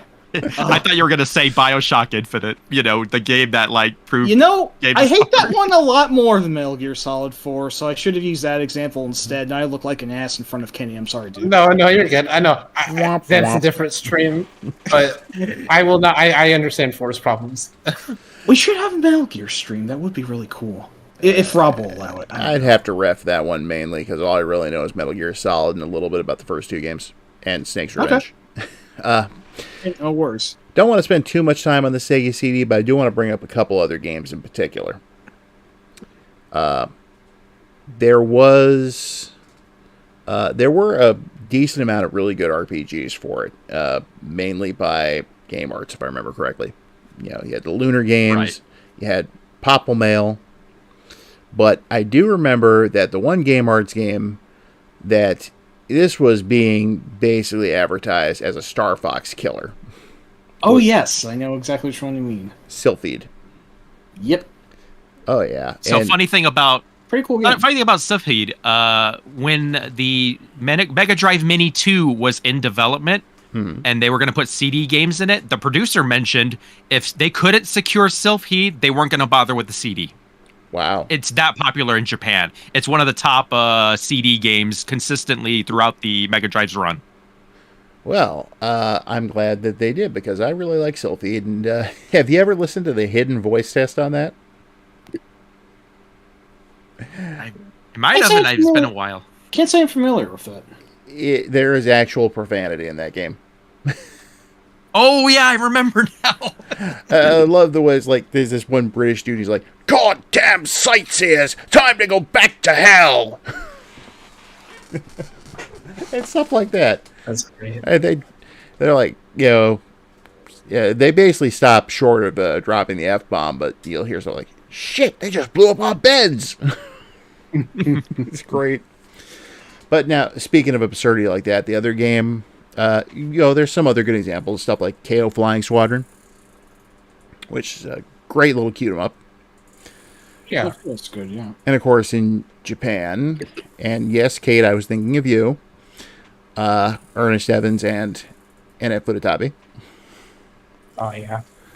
And then one that, despite the fact that it's not exactly a game, I love the hell out of it, and that would be Panic. Oh, Panic! Yes, Panic is so good. That might be my favorite thing ever released for the Sega CD. Maybe not on a technical level, but it is just so full of ridiculous, over-the-top, bizarre charm that it's just a very interesting set of areas to explore. Best way I can put it. If I may talk about it for a second, I wanted to explore a little bit more of the CD library because I had a CD as a kid, but I think the only games that I had for it were Sonic CD and Batman Returns. So I wanted to play a few more, and you mentioned Panic, and I didn't even look it up. I just gave it a try, and I'm like loading the game up, and I'm like, oh, cute animated intro, and then it keeps going, and I'm like, what is this game? What is happening? And then I'm like, okay, so this is an F, and like I'm like, what is that? So I get into the game, and it's like, oh, this is the whole game. The whole game's like this. What is happening? It was really fun experiencing that game blind, because I didn't know what it was like, and I was just like amazed at it. I actually showed that to Betty for one of our videos. She was not impressed. Alas, But yes, I remember that. there's one thing which really strikes me as hilarious, because sometimes if you hit the wrong switch in the game, you'll end up blowing up like a national monument or something like that, and it brings you one step closer to failing the game. And at one point, you see this huge, luxurious palace, and a mansion and whatnot, with a nice lawn out in front. And usually when you see it, you figure the whole thing's going to go up. Instead, the little doghouse down on the yard blows up. And it says, "You destroyed Spot's house." No, Spot! Just some of the other weirdness, like when you're at the atomic testing range. If you hit the right button, a giant ass comes over the horizon and farts.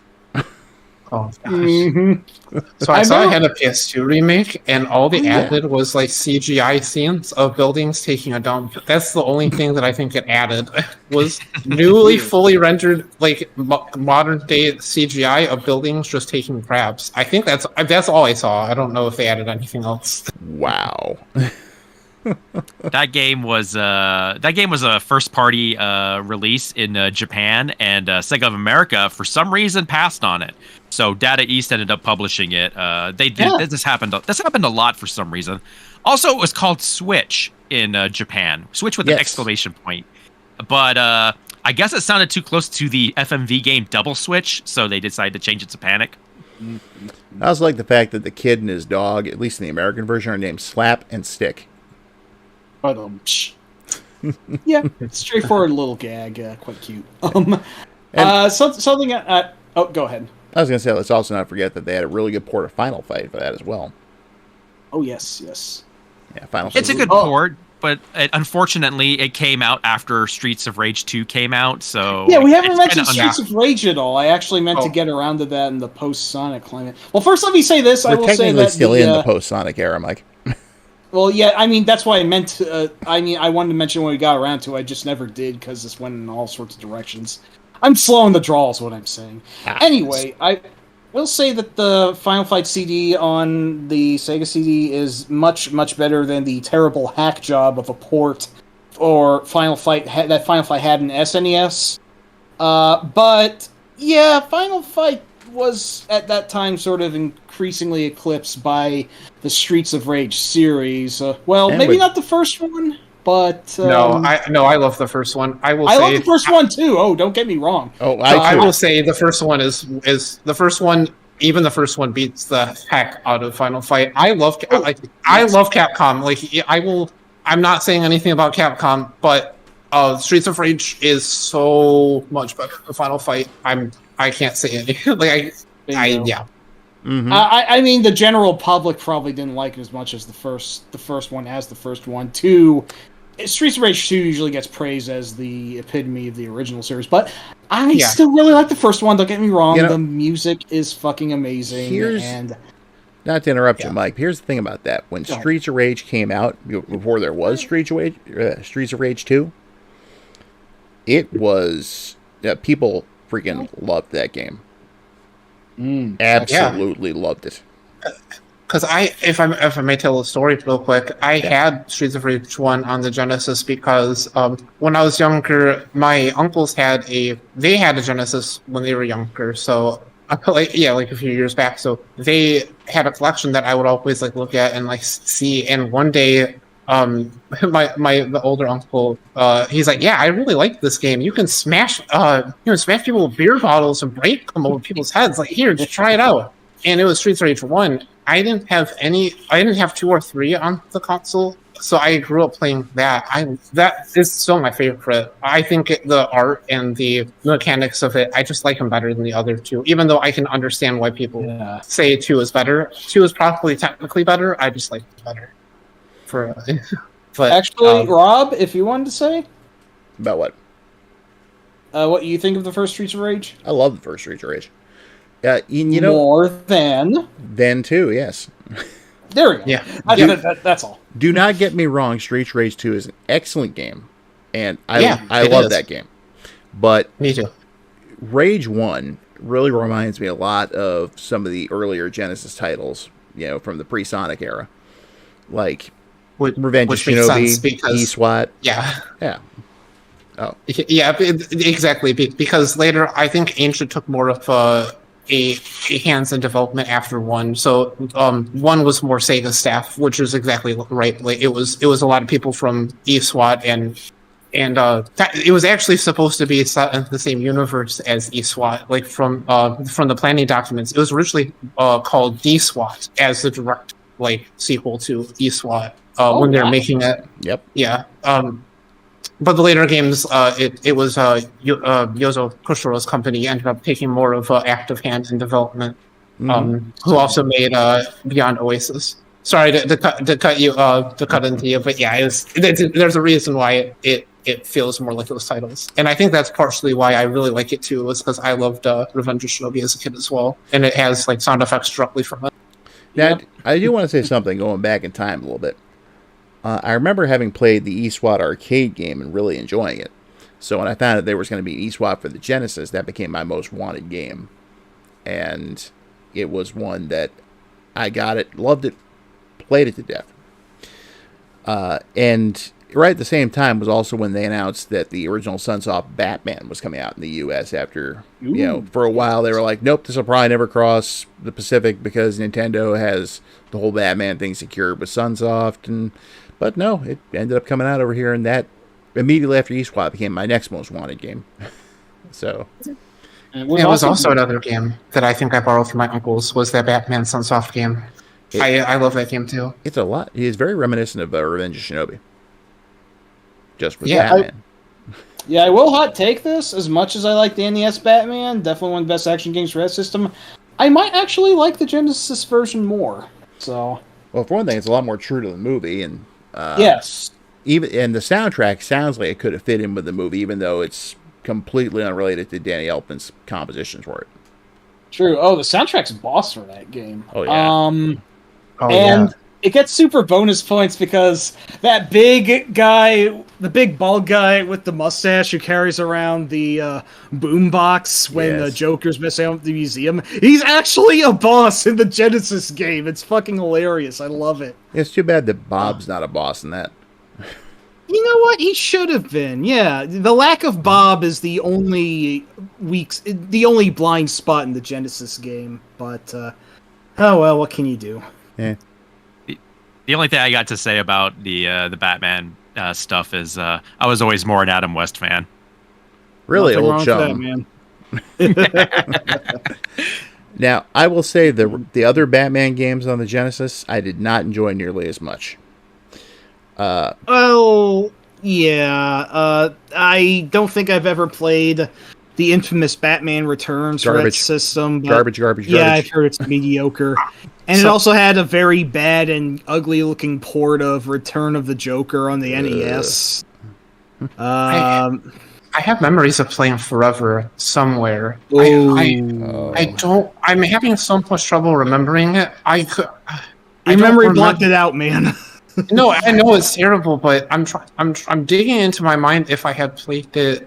I might have played it at the hospital, but I don't remember if it was like a Genesis or Super Nintendo version. I know they're same, but yeah, that game is terrible. But I'm pretty sure I have played that on an actual console. In fact, I'd say though the only other Genesis Batman that comes close to the original Sunsoft game is The Adventures of Batman and Robin, and that one's just too hard for its own good. That one I like quite a bit, but it is pretty bonkers. It can be a little bit too difficult in some areas. I mean, not to brag too much, but I have been able to beat it, actually. Stick to the green weapon, it really helps. But some parts, its biggest flaw is that some parts just go on too fucking long. Like, it really could have used an editor, especially in that fucking Batwing portion in the second level. That's like a third of the entire game, and it just really overstays its welcomes. Ugh. Not excellent. But overall, I do actually like that game quite a bit. Great fucking graphics. Bonkers soundtrack by, what is he, Dutch or Danish? Jesper Kyd, one of my favorite composers for the era.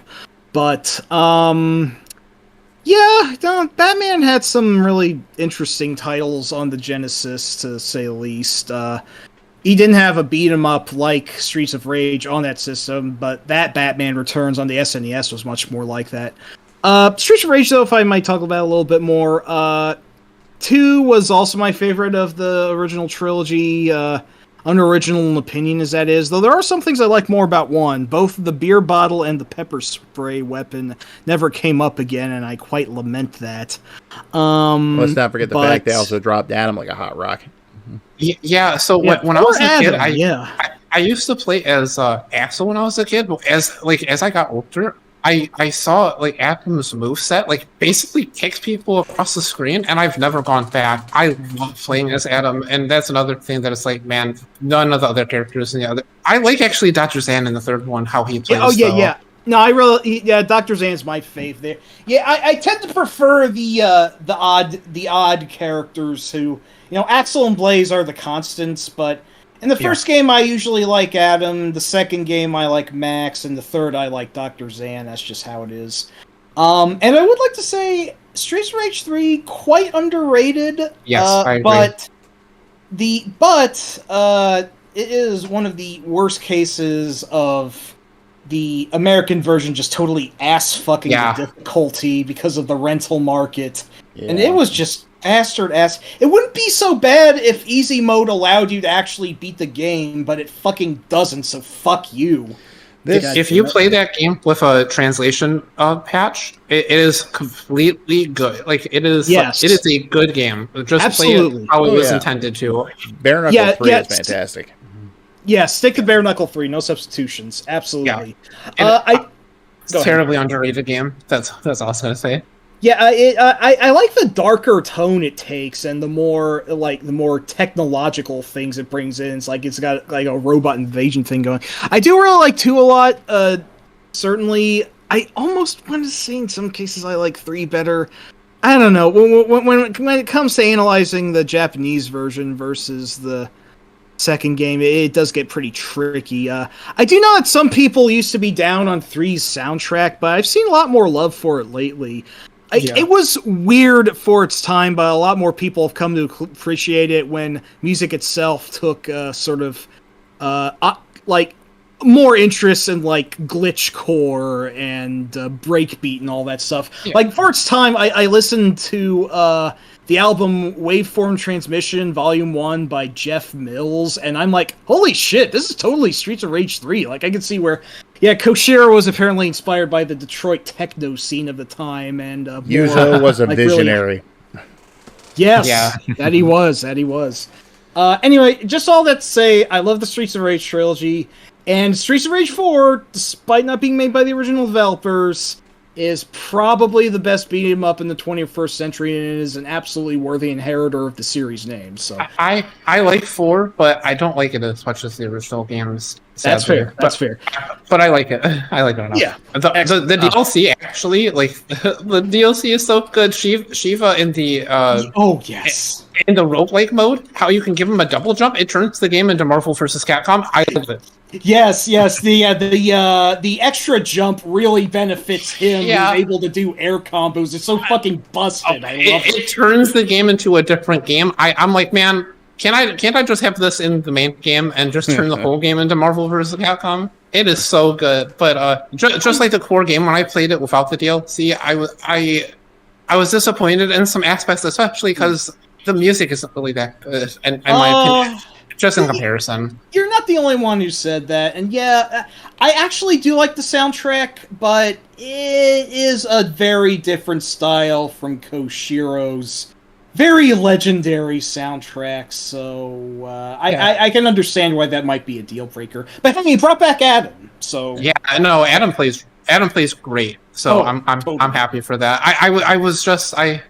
There is some I don't know. I think also the difficulty was a little bit imbalanced when it first came out, but the developers have gone back and like really taken a lot of feedback, so that's good. Yeah, absolutely. That is a good point. Well, we got to get off Streets of Rage right now. So. I love it. Unfortunately, it's a great series. You know what? Actually, let me just bring this up real quick because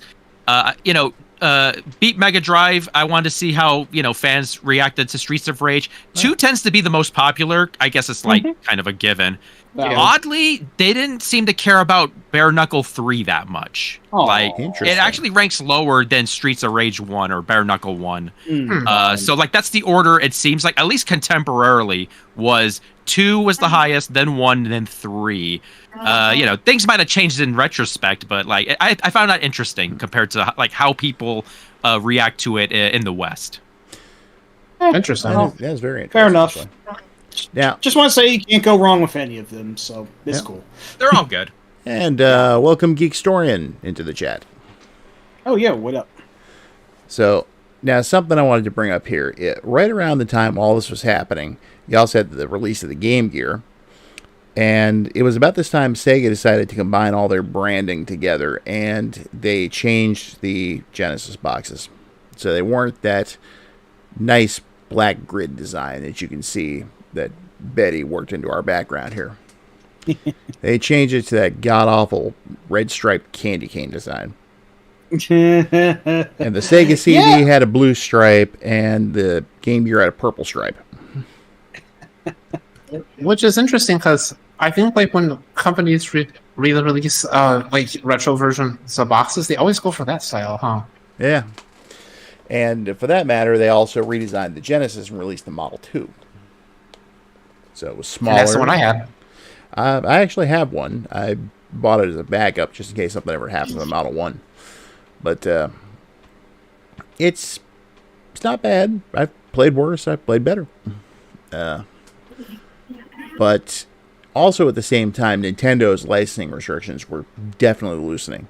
So you had a lot of companies that previously only published for Nintendo started actually making their own games for Sega. Capcom, of course, first one they did was Street Fighter 2. And of course, there were earlier Capcom games like we discussed earlier, but Street Fighter 2 was the first one actually published under Capcom's name. Mm. And then That one has an interesting history too, but I don't. I'll sorry. But then you had other stuff like didn't actually make it out over here as a cartridge at the time, but Mega Man: The Wily Wars and things of that nature. Yes. And at the same time, I think they scored their biggest coup. Konami. Because you think about it. Look at all the hits that Konami was pumping out for Nintendo systems. You had your Castlevanias, your Contras, your Teenage Mutant Ninja Turtles, and all this other great stuff. And what happens? Boom. They come to the Genesis. We get original stuff like Rocket Knight Adventures, but we also get Castlevania Bloodlines, Contra Hardcore, Teenage Mutant Ninja Turtles Hyperstone Heist. And then they started doing cross-platform stuff like publishing LucasArts Zombies Ate My Neighbors. And, it just was genuinely a golden era. Anyone who had either a Genesis or a Super NES could have great Konami games. And some of the neat tricks they did with the system, too. You had like the reflecting stuff, which debuted in Rocket Knight Adventures. And, yeah, that was great stuff. And at the same time, you also have a group of ex-Konami employees who broke off and formed Treasure. And what did they hit us with right out of the box? Gunstar Heroes. Hell of a debut. That's like, that's like the album equivalent of. All I can think of is DJ Shadow's Introducing right now. Like, you make that big a hit and nothing. Well, no, never mind. Not the best comparison. I'll shut up now. Well, Gunstar Heroes kicked off such a great stream of games for them. Enough that we did our own stream about Treasure a couple months ago. Yeah. If I'm not mistaken, I think their Yu Yu Hakusho game came out before that. I might be mistaken. Actually, but no, that one was like a late release for them. Oh, was it? My bad. Yeah, the first couple of games they did were Gunstar and Ronald McDonald's Treasure Land Adventure and Dynamite Hitty. All great games. Mm-hmm. And, of course, they did Alien Soldier, and this is about the time Sega started getting really weird, You had stuff happen like the inexplicable changing the colors of Blaze and Axel's clothes in Streets of Rage 3. Who thought a yellow shirt and black pants would be a good look for Axel? I don't know what they're thinking, man. And then you have a game which had two very successful earlier games came out for the Genesis. And instead of advertising it as like the long-awaited final chapter in the series, they decided to give it a completely different name. And of course, I'm talking about Thunder Force 4, which Sega stupidly renamed Lightning Force. Quest for the Dark Star. Which what the fuck is even the fucking Dark Star, you idiot? It doesn't exist. God. And Too bad, because some people think it's the greatest shoot 'em up for the system. I don't personally hold that, but it is definitely one of the best. It's in my top 5. It's great. I think that's my favorite in terms of shoot 'em up. It's so good, yes. And then you had also Sega passing on which games that could have been bona fide hits, like Alien Soldier. And there was enough legacy to Golden Axe that Golden Axe 3 probably would have sold well, even if it wasn't as great as the other two.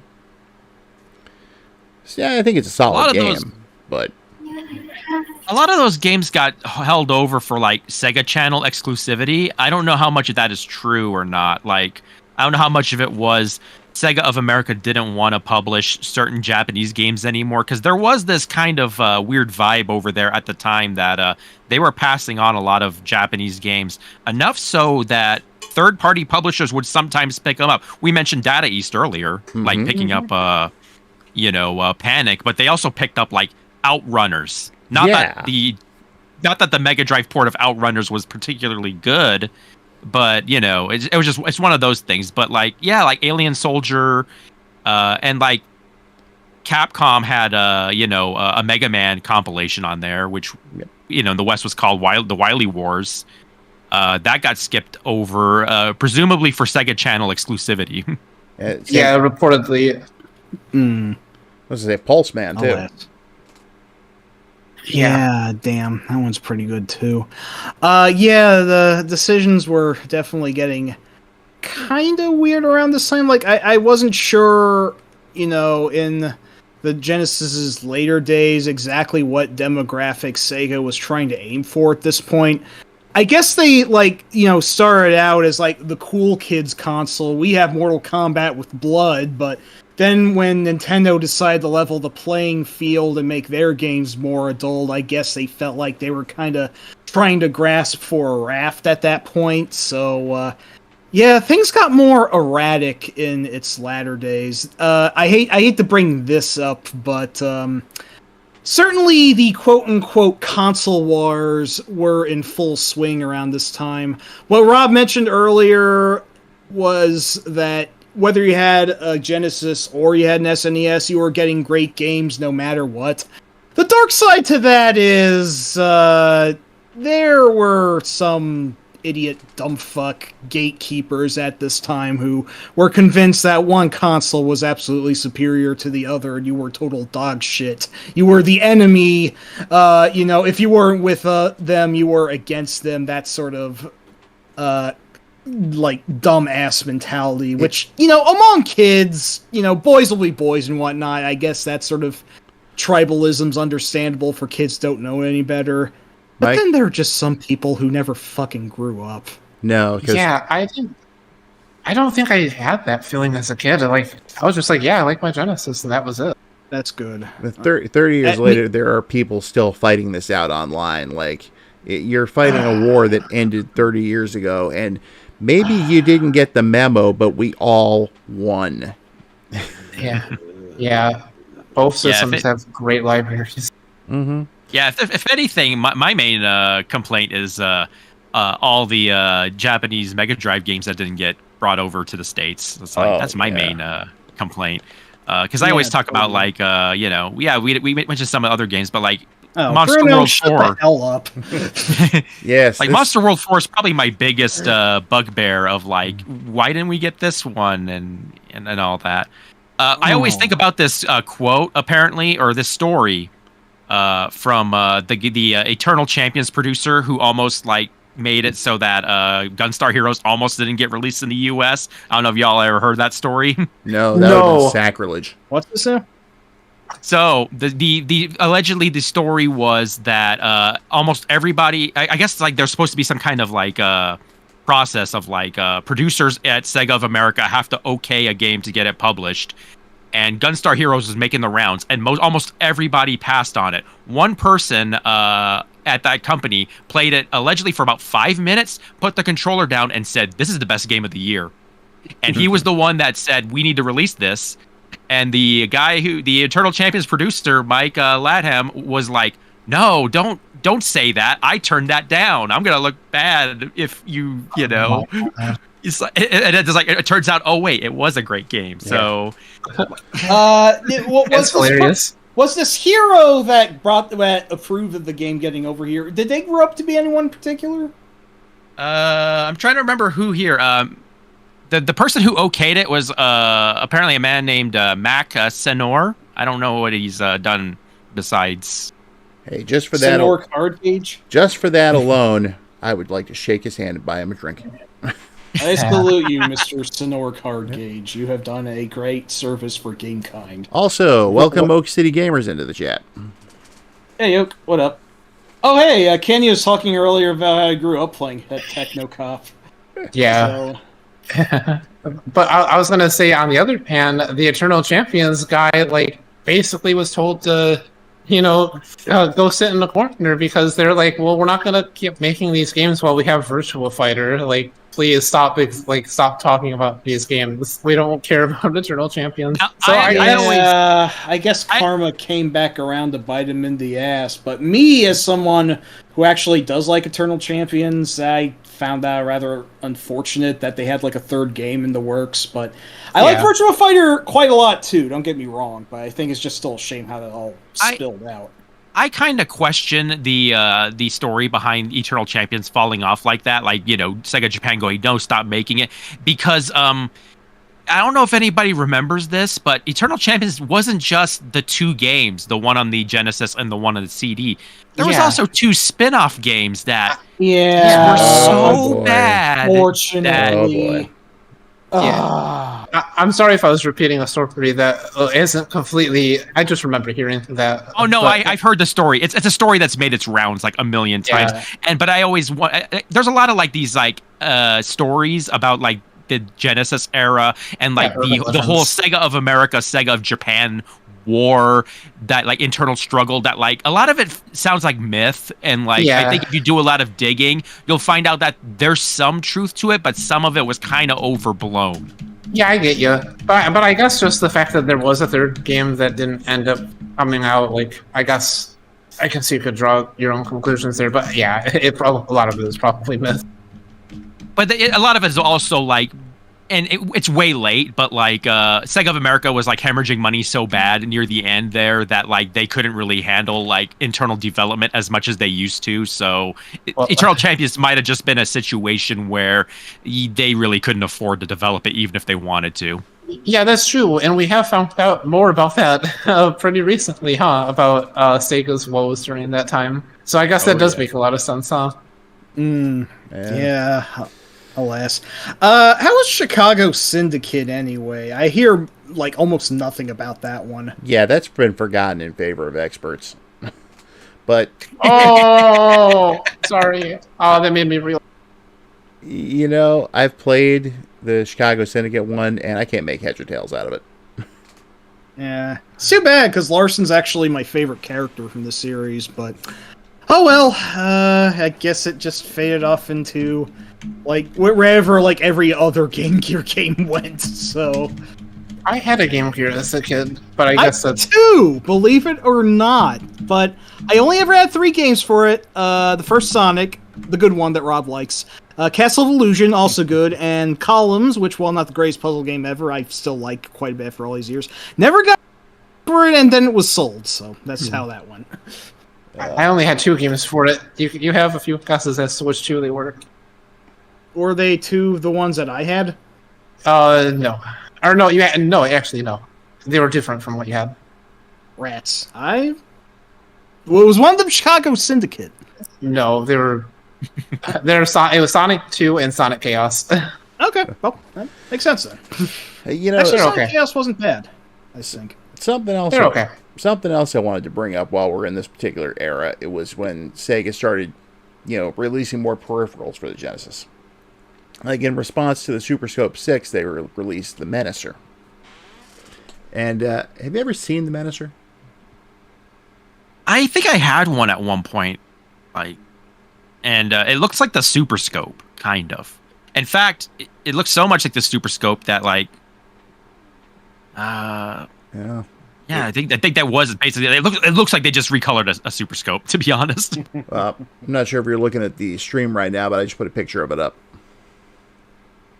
Yeah, yeah. It's a pretty like the major thing is that its stock is bent downward, which looks really fucking weird, I gotta say, compared to the much straighter design of the SNES Super Scope. But otherwise, no, it is pretty close. What I want to know is see, that thing looks like a monstrosity, in my opinion. How did they go from such? Well, let me just illustrate it here. Okay, you see the Menacer, and they went to that from this. Hey, look at that. That's the Master System Light Phaser. That thing was elegant.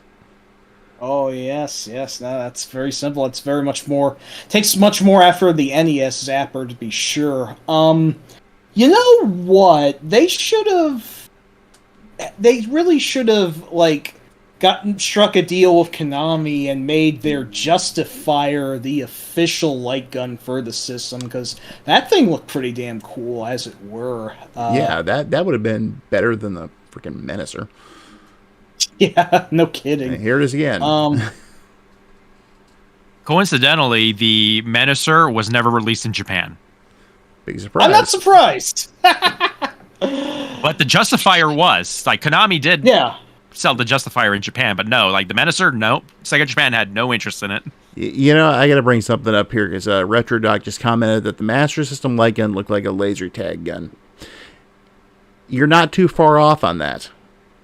It was actually a tie-in to the anime Zillion, which actually had a light gun or a laser tag kind of thing going on. So Oppo was in it too. Yeah. Aw. So that's probably a pretty good reason as to why that looks like a laser tag thing. If I remember right, the light phaser for the Master System was also never released in Japan. Yep. I heard that the shell for it, or the mold for the light phaser, was repurposed from Sega selling those laser tag Zillion toys. So that would kind of make sense. Yeah, I think it's pretty accurate based on everything I've read. But let's see here. Okay, I see in our notes after Menacer, we have something called the Activator. What the hell was that? Oh, do you really not know? Activator. This is I've probably worth seen it seeing. Oh my god. Show him that octagonal mess, man. I Yeah, probably picture. seen I this- want to see it. I might have seen this before. I just don't quite remember what its purpose was. Step into the octagon. Hang on. Yeah. What in God's fuck? And look, he's trying to play Streets of Rage with that. Wait a minute. I have my actually God. seen a few modern arcade machines do something like this. It's like one rhythm game does something like that. It's like you shoot. It's like you throw your hands out in different directions, and they're supposed to be like different controls they hit or whatever, right? Yeah. Yeah, so this was, I guess what you could call this was an attempt to make a full body U-Force. Huh. So was this kind of like their attempt to one up the power pad Kind of. and the Kind. power glove at the same fucking time? And the U-Force since it was hands-free. Wow, that's goddamn nuts. That's trying to take that is biting off more than they can chew, I gather. Yep. Also, on a side note, Oak City Gamers, the Gun Con probably has to be one of the best light guns ever made. Anyone? It's really good, yeah. Yeah. I miss all that, like light gun stuff when I was younger. There were some good games. There were also some utter crap. I But can imagine. yeah, this activator thing. No. The Activator's legacy is that if you buy Mortal Kombat 2 for the Genesis and you go into the options menu, there is a default setting for Activator peripheral usage that you have to move out of if you want to use the 6-button controller. So that's always fun. They seem to have thought that the Activator would be more used than the 6-button pad. Holy. You know what? It is kind of hilarious, if not a little bit sad, that this feels like a very, very early attempt to do what Microsoft would similarly do with the Kinect in the 360 and Xbox One era. And even that ended up eating shit. It's like, hey, you could say, like, for this time, oh, hey, it was just, it was just too far ahead of its time. Well, no, it wasn't, because the idea was still terrible 2 decades later. So Yeah. they were They ahead just of their kept trying. time in sucking, I guess. There's that. Well, Yeah. to be fair, the Activator didn't sell anything, whereas the Kinect sold like a bajillion units. Sadly, yeah, that's when people were fooled by seventh generation Jornos into thinking that this is shit worth paying attention to before you realize, oh, you have to give up your credit card information, your social security number to our wandering eye, and that. Okay, No. this is a tangent I don't want to get into right now. I'm going to look fucking like more of a lunatic than I normally do. So I The will say, PS2 had an iToy though. Like they just kept on trying this like that's right, every they- few years. yeah, I do want to trying. say this.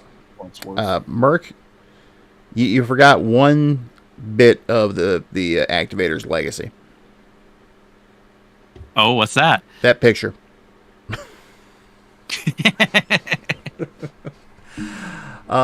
as far as like other peripherals and whatnot, you also had third-party companies jumping on board and actually starting to release controllers and whatnot. And Kenny actually brought one up earlier to me, and I wanted to go and put that up now.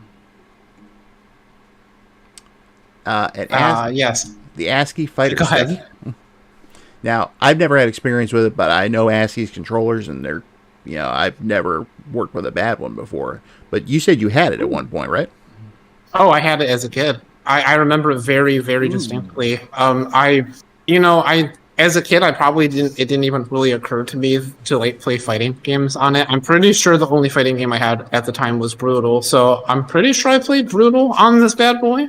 You can imagine the experience.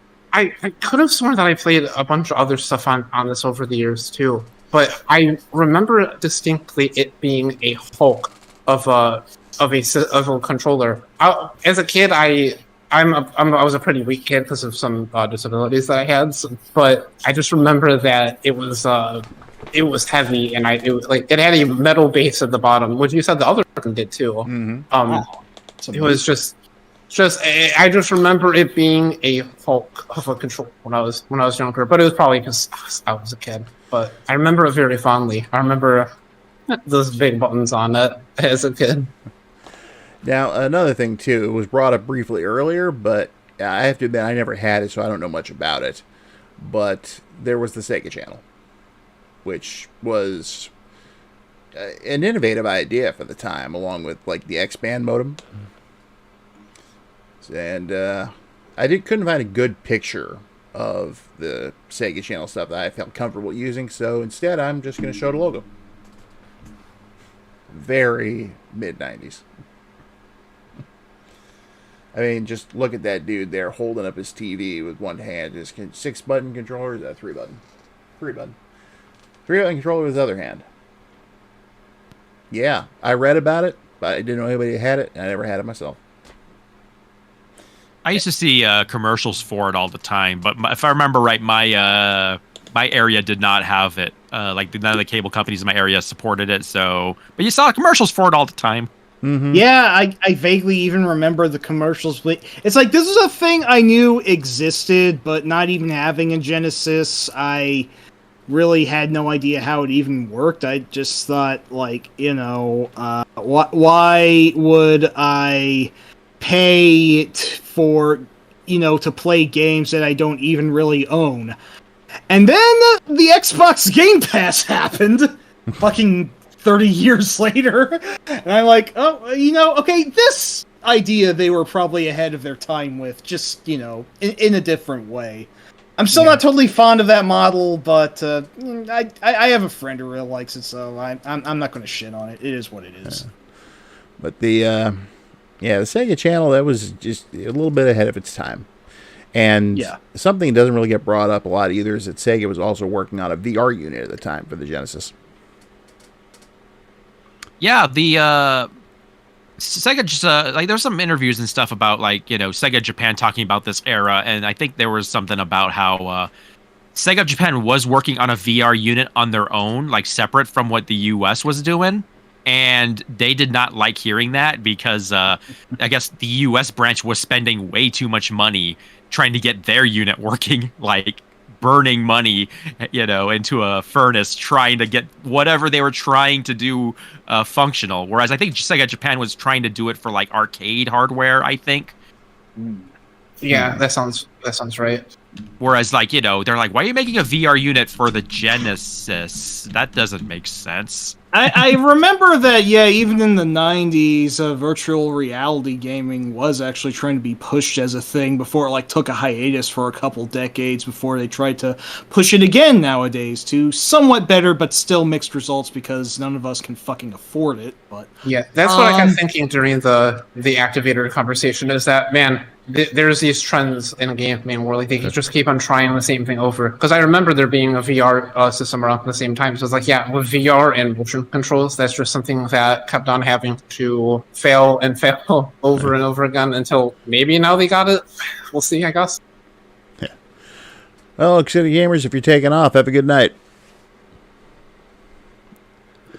So.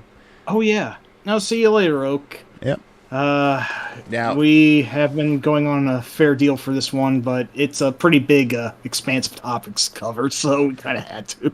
so while we have all this crazy stuff going on with the Genesis, all the, weirdness and stuff that's happening in these failed ideas and so on and so forth, perhaps came Sega's biggest failure, or at least their most famous one.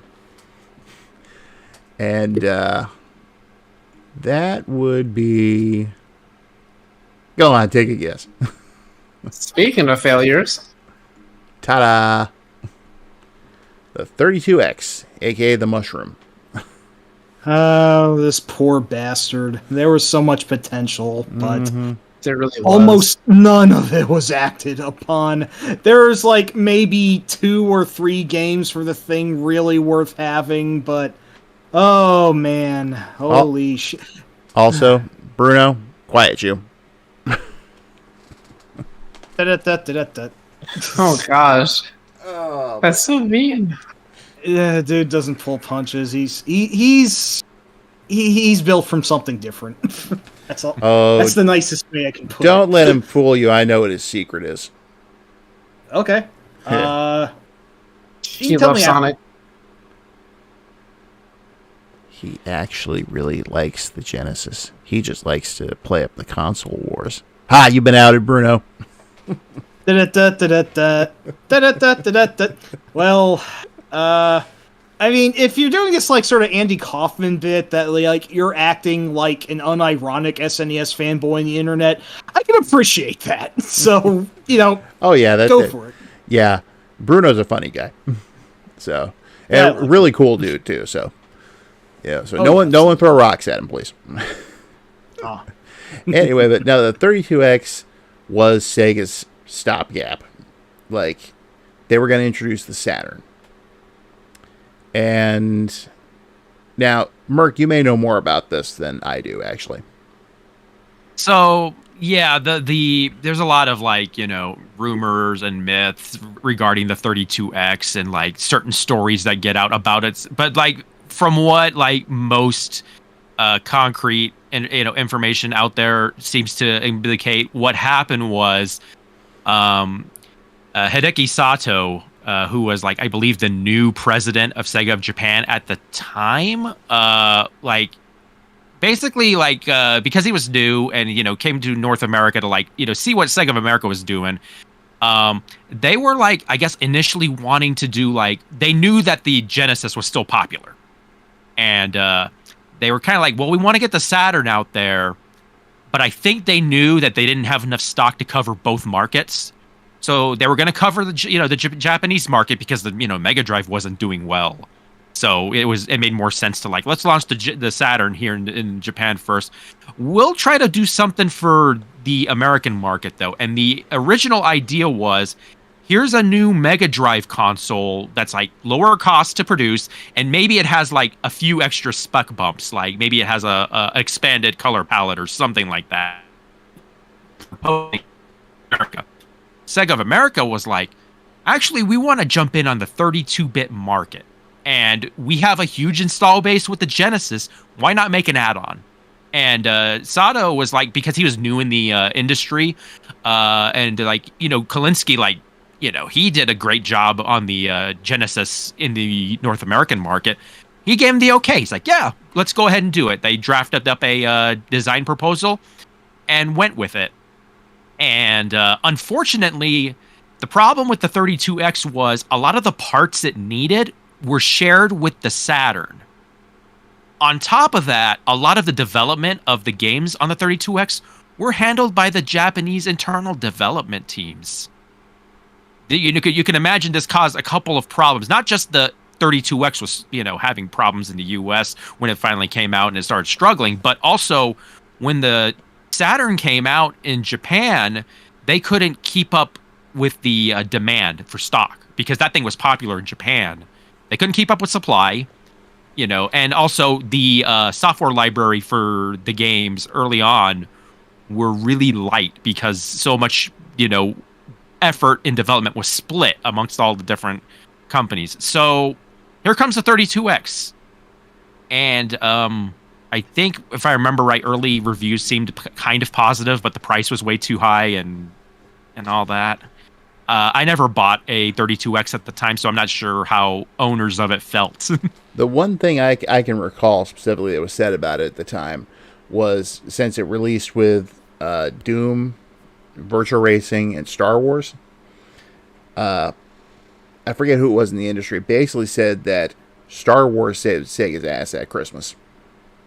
That was... Oh, is that game in particular? Mm-hmm. It was basically the wow, quote-unquote killer app. So, but as you can see here, the 32X is actually on top of the Model 2 Genesis, which I hadn't shown yet. Which reminds me, having a bit of a brain moment here. Did I ever show the Sega CD? Did I ever put that picture up? I don't believe so. No, I don't think you showed the picture of it. Let me go ahead and put that up so we can all look at the actually really cool looking Model 1 Sega CD. Especially, it does work too, because there were actually a few games that used both the Sega CD and the 32X. Boom, there you go. And they're all FMV games. Yeah. Yep. Corpse Killer was one of them, right? Yep. Yeah. A lot of them were re-releases is the thing. Yeah. There was one unique game called Fahrenheit. And in the US, that was and I don't know if you have a picture of that game's box art. It's weird because you mentioned the stripe design for, like, the Genesis and the CD games. 32X had a yellow stripe design for the boxes. Fahrenheit came in a long box like a Sega CD game. And it uses a combination split of, like, the yellow and the blue, because it was both a CD game and a 32X game. And it came with 2 CDs. One of them for if you only owned a Sega CD. Here's this version. But if you own a 32X, also, here's an enhanced version of the same game, which had an expanded color palette. But for some reason, the audio quality was worse. So you have a choice between the version with worse visuals and better audio, or better visuals and worst audio. Wow. See, I never had a 32X or a Sega CD at the time, so I didn't actually know any of this. These are things I picked up, like, in the mid 2000s. So, but I get to play around with them for quite a while, and, like, get to really see, with a modern lens, like, how janky were some of these games. Now, I do remember seeing Fahrenheit in the stores way back when. But I didn't remember that bit about the stripe, though.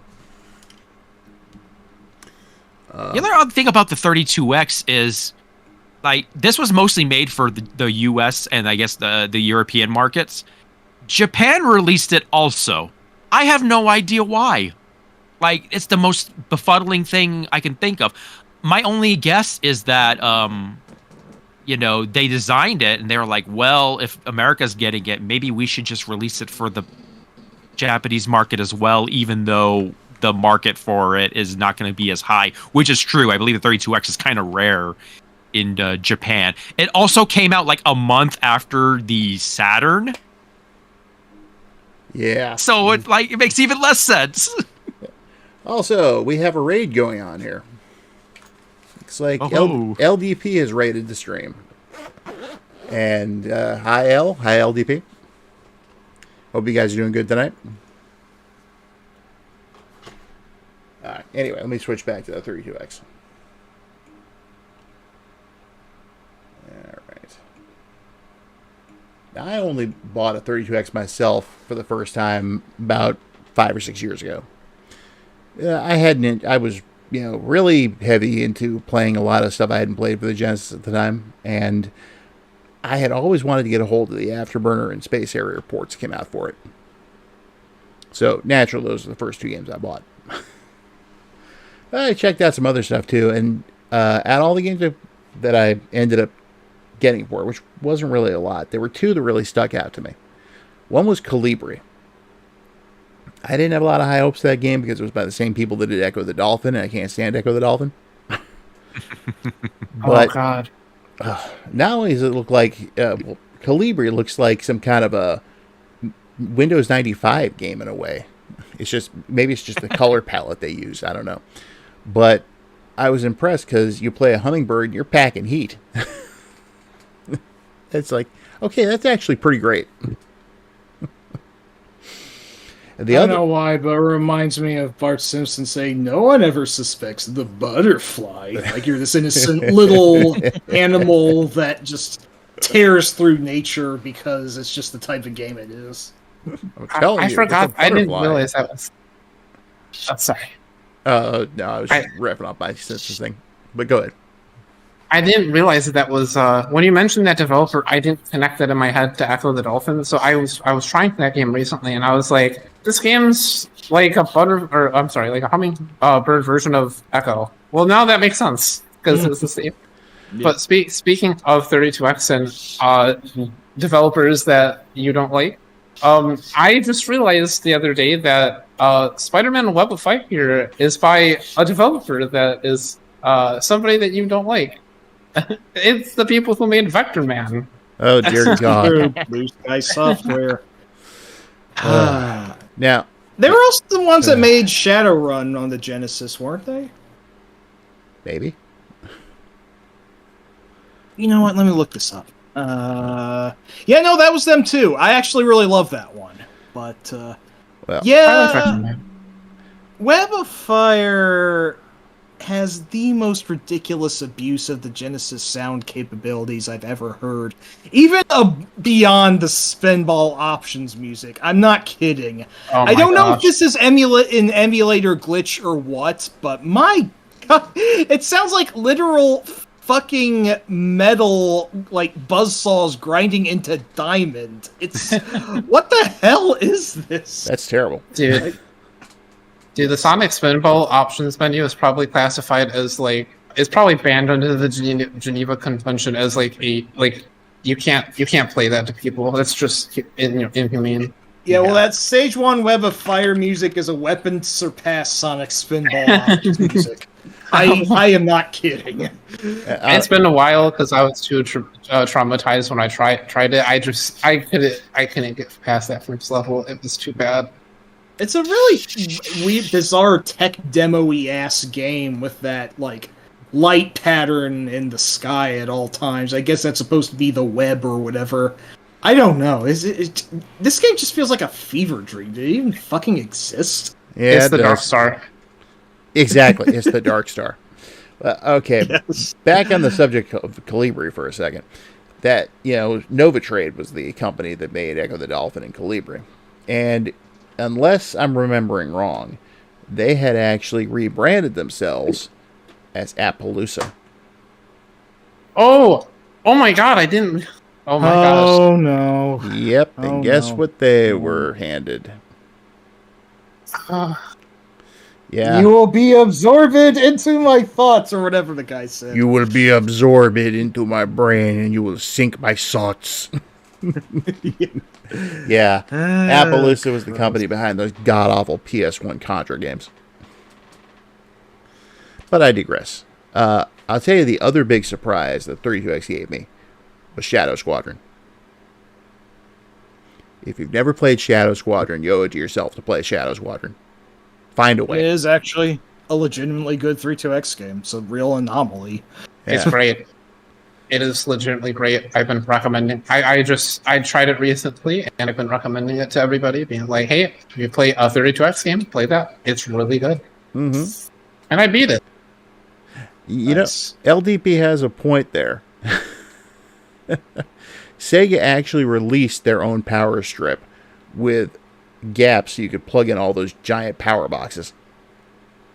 Crazy. It's pretty rare these days. I always heard I don't know if it's just an urban myth. I remember somebody telling me when I was younger that if you plug in the Genesis, the 32X, and the CD at the same time, it technically violated some kind of electrical code. I don't know if this is true, but I heard that's just something that I heard as a kid. Yeah, I've never heard that one myself. Yeah, that's new to me. It probably was BS though, but it still is a monstrosity.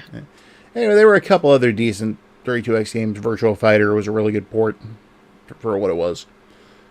And, but then they had crap like Cosmic Carnage and I can't even remember some of the other games for it.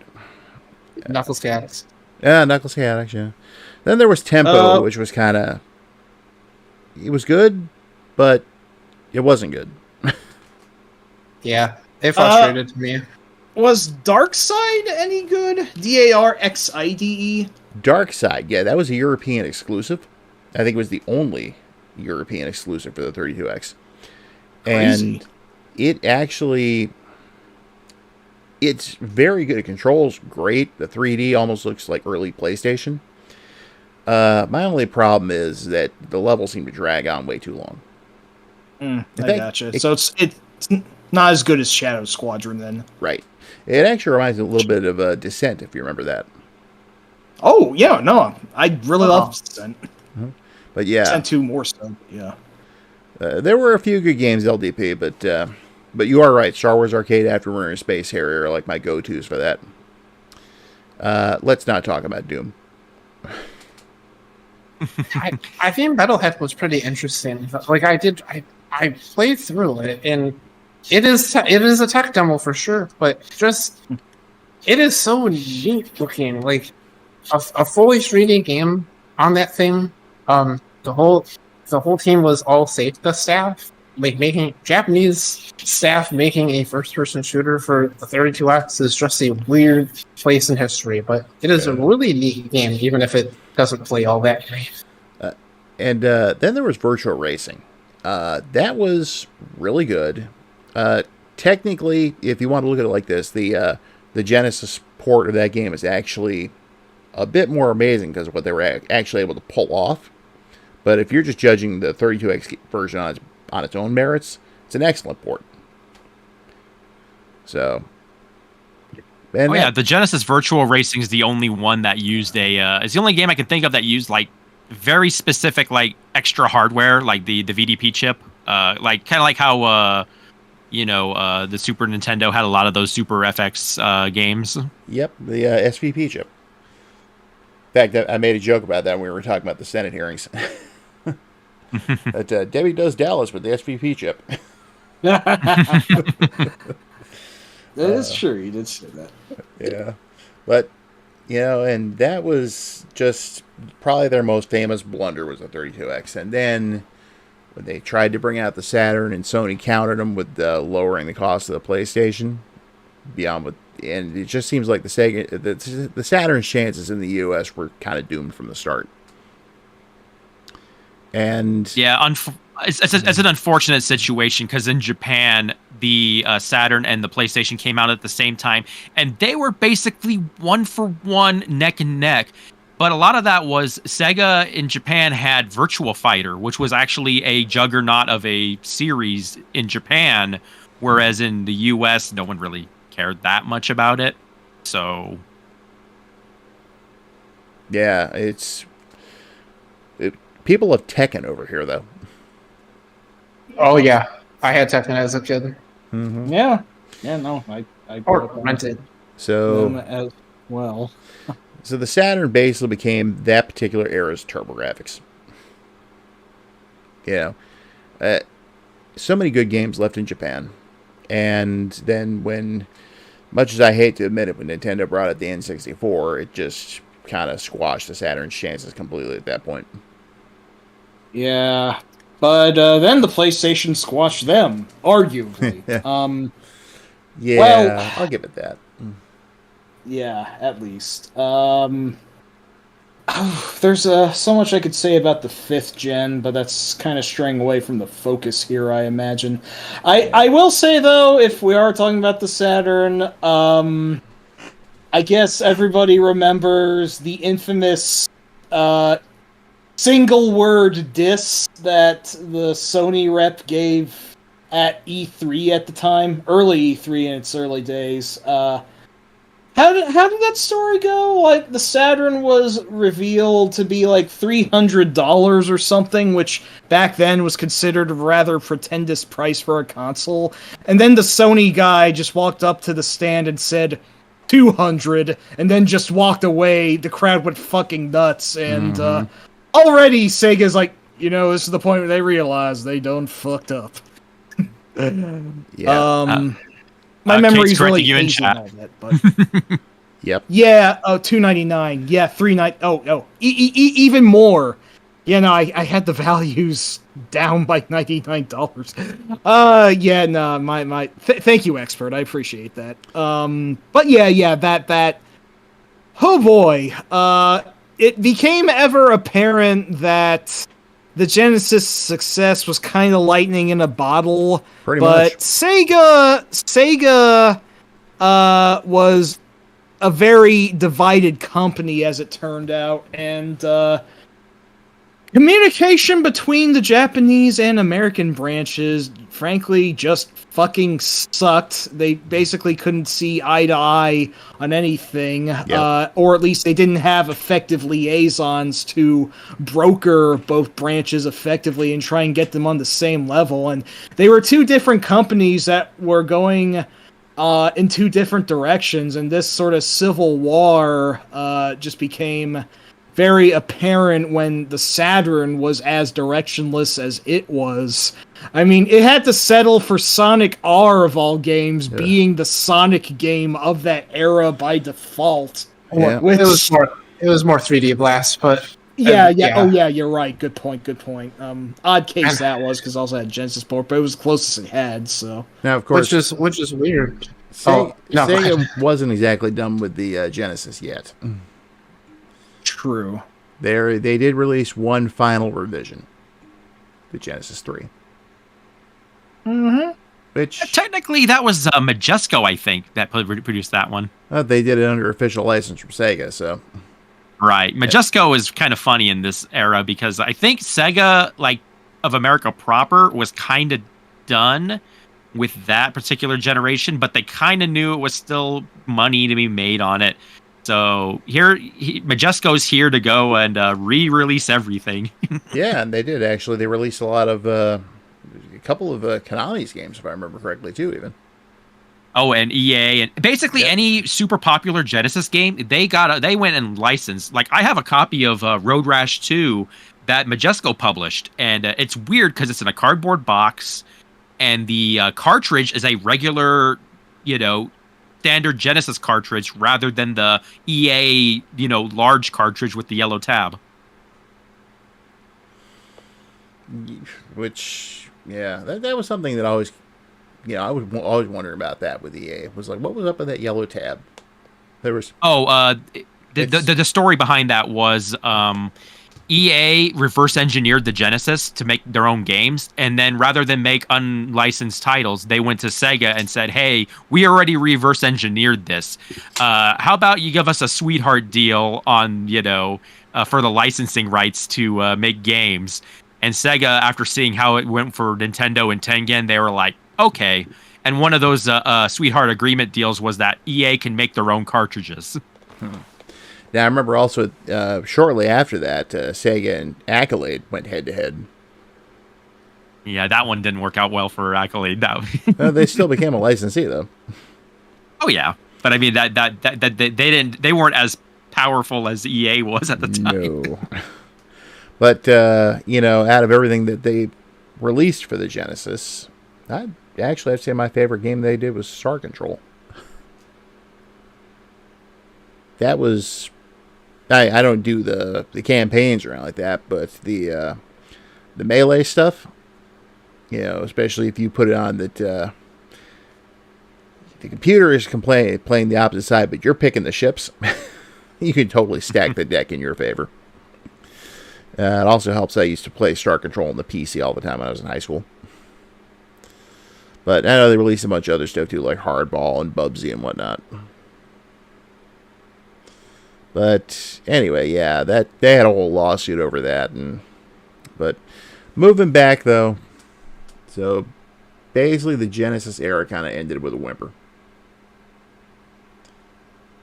There was too many blunders, and Sega tried their best to recover with the Dreamcast, and it was just too little, too late. I mean, Dreamcast, great little system, but it's like the minute Sony said PlayStation 2, Sega's like, we're done. Yeah, well, it's just how the times were for then. It's fucking crazy, though, that the Microsoft Xbox, of all things, was kind of the closest thing the Dreamcast had to a successor, because when Sega decided to go multi-platform, they actually released quite a few games that were exclusive to the Xbox, or that otherwise would have had Dreamcast ports that then went to the Xbox, most notably with Outrun 2 and Shenmue 2, as I remember. There are also some other exclusives like Panzer Dragoon Orta and Gun Valkyrie. Yeah. Mm-hmm. So that was pretty interesting how, like Sega bowed out, but then Microsoft took their place, and at least for that time, they were sort of willing to pick up the slack for Sega on what was the closest thing that the Dreamcast had to an unlikely successor. And then the 360 era came around, and that was thrown out the window in favor of Dude Bros and Moes, so yeah. But meanwhile, while the Genesis left a heck of a legacy behind it, and there was still a really dedicated fan base. So I forget exactly when it was, but eventually the homebrew renaissance started. I don't want to spend too much time on this, but I do want to bring up a couple notables. First of which would be Xenocrisis, because that originally started as a Mega Drive game. It's gotten ported to everything else ever since then, but who here has played Xenocrisis? Mike? Merc? Kenny? Surprisingly, I don't think I've gotten around to it yet. Looks neat, but also tough. Oh, it's very tough, but it's very cool. How about you, Merc? Heard of it, but never actually played it. Check it out. Kenny? I haven't. I've looked into a bunch of these homebrew games. I've looked into a bunch of them. I just haven't played any of them. But the gun game, I think it's that developer has made a few other ones. They look pretty interesting. Yeah, and on top of that, they were all people who developed for the Mega Drive back in the day. So, because I've seen some really shoddy homebrew stuff that's come out, but in fact, Kate just brought one up, Tanzer. Tanzer, yes, that one I have actually played, and that one's pretty darn cool. It's really neat. I love the style. It's like this weird sort of like, like kind of plays like Strider, but it's taken a heavy dose of Aeon Flux and 90s bizarre futurist sort of perspective. Like everything has faces that shouldn't, and it's a creepy and bizarre and fascinating game. It is also way too fucking hard, and yes. I don't think I've ever beaten the second level, so... Someone actually once described it as being Strider meets Shadow of the Beast. That's an excellent way of putting it. And it's as fucking bullshit as Shadow of the Beast is, so... love the style. Gameplay could be a little nicer, but... I think it controls it's a really cool well. It's a cool game, yes. Mm-hmm. I will say. But there's plenty of stuff that's coming out. It seems like there's a new homebrew game getting kickstarted every other day. Yeah, I know. Including a couple I'm waiting on. Yeah, Genesis homebrew scene has really taken off, and I don't mean to fan the flames of the console wars here, but it doesn't seem like the SNES really has much of a homebrew scene at all in comparison. I don't know how that worked out. It's gotten a bit bigger as time's gone on, but it's also getting to the point now where even more of the older developers are starting to get back into it.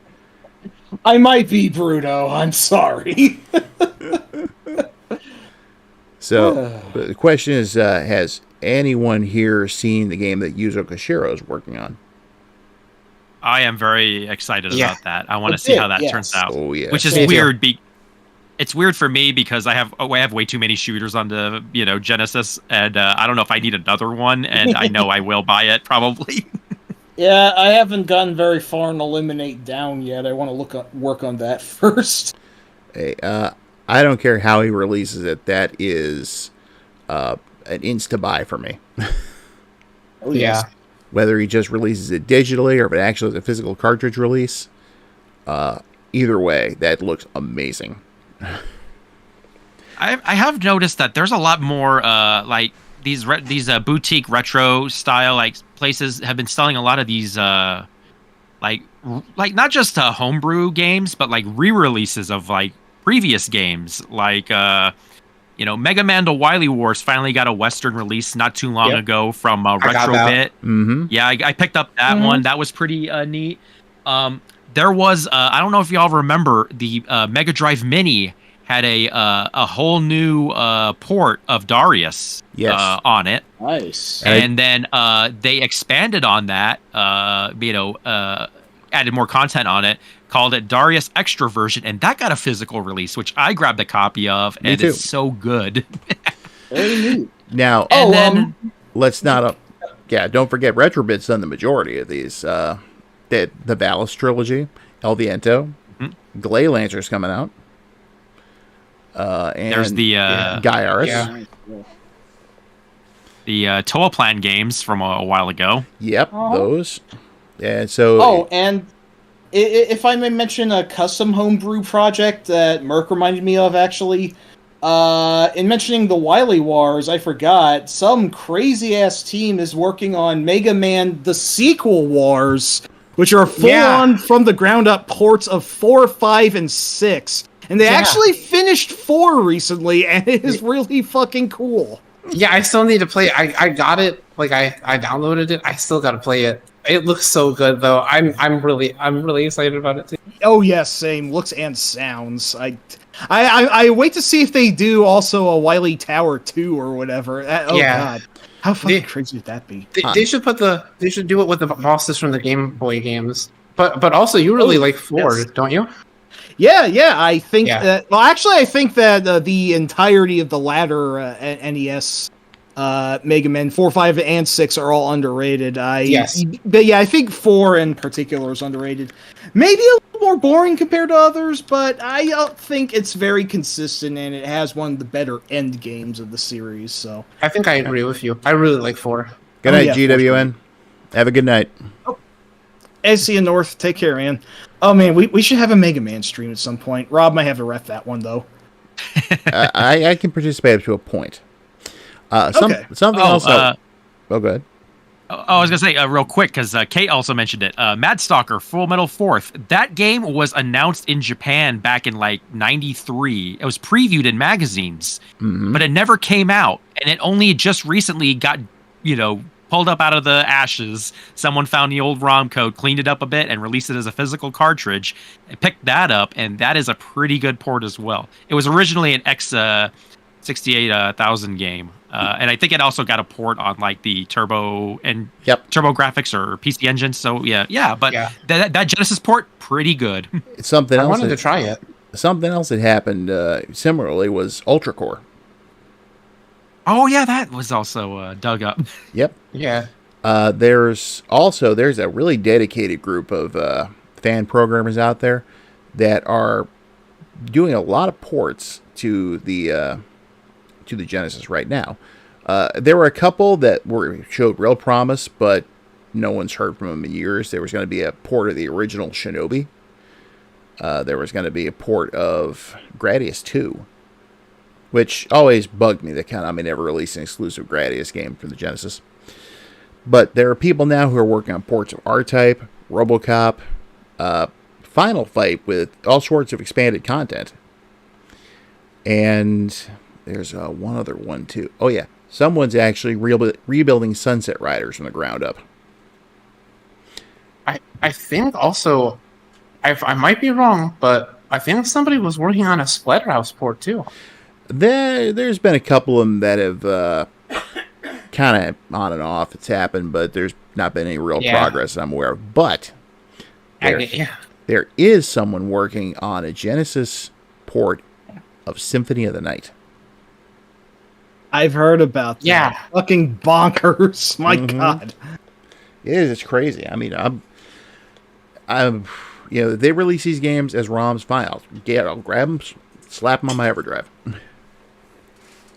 But kind of getting back to more official stuff, though, Sega didn't exactly let the Genesis legacy die during this time either. They released all sorts of compilations.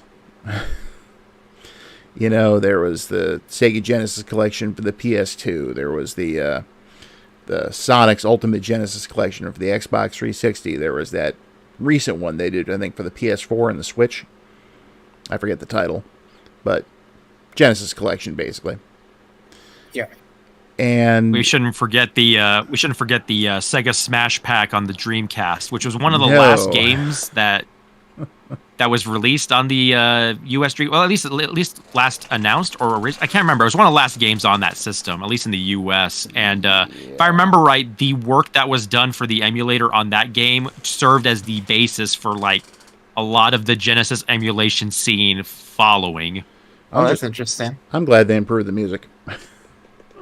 But I'm pretty sure that's the release that they accidentally put in. I might be wrong, but I think that's the one that they accidentally put in a prototype of Revenge of Shinobi instead of the final build. Yes, I believe that's true. Mm-hmm. Now, and of course, you know, when the whole mini console thing started to take off in 2019, Sega releases this. The Genesis Mini. Which, as I understand, I didn't own one. Nice little collection. But as you mentioned, Merc, it had that ported Darius on there, but it also had a polished up version of the Tetris that was released in Japan back in the day. Released. It's funny. It's such a funny game because there's magazines where they clearly preview it and say, this is coming out. And I remember Beep had a 8-page or so spread on that Tetris, and I don't think it ever actually got officially released, or the story behind that I think is pretty well known, but yeah, but it finally got an official release on this, and that was neat, having 2 brand new games, and then considering that pretty much none of these minis have had sequel consoles based on the same one. It's like you had the NES Mini and the Super NES Mini. There was the PlayStation Classic, and there was the TurboGrafx Mini, and then Sega surprises everyone by doing the Mini 2, which I think appropriately changed the model to. And did they put 2 extra games on it? No, they put 8 extra games on it. It's like you had a brand new port of Fantasy Zone. There was some stuff that M2 had done internally, ports of old Sega arcade games like Spatter and what's that one? Super Locomotive? Yeah. Yes, with appropriately changed music because the original track was pretty much took from an actual song by YMO. Mm-hmm. What was that one, Mike? That was Raideen. Thank you. Probably their most famous song, arguably. Either that or Behind the Mask. Well, one of the ones from Solid State Survivor, which was that one. So. And then you had also stuff like, what was it, that Puyo Puyo Sun? Yes. And Debbie. Go ahead. Oh no, that port's funny because they can only get the multiplayer working. They couldn't get the full game on, functional on it. Weird. Yeah, which is a bummer. You don't have the campaign, but you have all the playable characters and all of the voices digitized. It's really cool. And on top of that, you also had that Debbie and Pie game or whatever it's called. Yeah, that's weird. So that was a game originally created by it was a guy Isuka, who now has become basically the person who is behind all of Sonic. He's the total director of Sonic games, but he worked on Sonic 3 and Knuckles back in the day. That was a game that he, I think, originally programmed, but they just never released. And or directed it. I'm trying to remember if there were any other standalones in particular before I get to the one I bought it for. Oh, there was the quiz game. They ported on there. They made 2 new versions, one with more modern questions and one with Sega specific questions, which I wish that one got a English translation and release, because I would really like to play a quiz game where I'm quizzed on my Sega knowledge. Yeah, me too. I hope somebody translates it sometime. Yeah, that'd be interesting. I will say I was interested in the Mini 2 after hearing about the port of Fantasy Zone, because I love Fantasy Zone. But me too. Then they dropped the news about Space Harrier 2 Deluxe. And I was, because, look, My Avatar. It's Harrier from Space Harrier 2. It's one of my all-time favorite Genesis games, and to hear they were actually doing this, I went to Amazon and just like smashed the crap out of that pre-order button. And it's like, and I will now be camping out until October or whatever it was, by my mailbox. And I was not let down. I really enjoyed that. And as a bonus, they actually were able to include the original Space Harrier as well. And it's not a patch on the 32X version, but just the fact it's supposedly running on, a Genesis without a 32X is pretty neat. The only drawback to both of those is the excessive amount of flicker. But there's even a way to reduce that a bit in like a hidden option menu. So, hey, but good stuff. Now, Kate wants to hear you talk about the curation of the mini systems, Mark.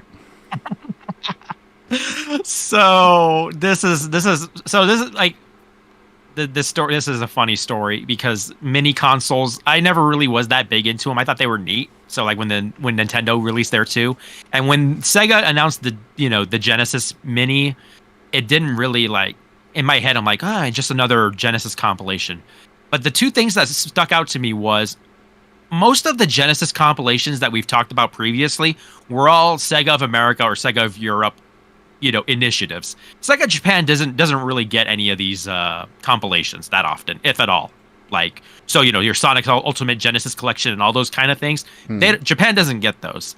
They also don't get the At Games mini console releases, the cheap knockoff garbage consoles that everyone hates. Yeah. They don't get those either. So here comes the Mini, and this was actually pushed by Sega Japan. And I was like, oh, okay, that's neat. And then I noticed the Japanese game list is significantly different compared to the US list. Mm-hmm.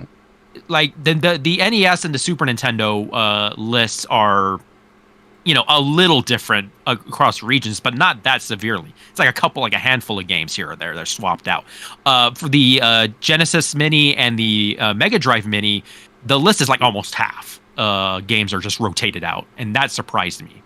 On top of that, there was like so many third-party games, and not just from like one company, like not like just one major company releasing like 5 games or whatever. It's like, no, here's like all these different games from all these different companies. Like, they would talk to all these different partners to get all these, things going on.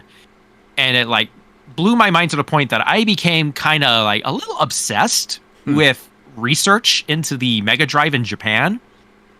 Which is why I always talk about Beat Mega Drive and, going to the history and stuff, because the list that they had for the Sega Genesis, like the Mini, the Mega Drive Mini, is very specific. Like, it's very curated to what was popular in Japan.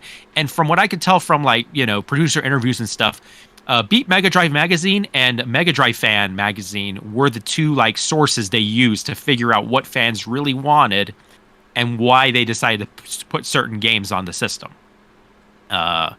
This is why you would see stuff like, Langrisser 2 is on the Japanese list, or Slap Fight MD, which is one of my favorite shooters on the system. I don't know if you ever played that one. I have, actually. It's a really good game.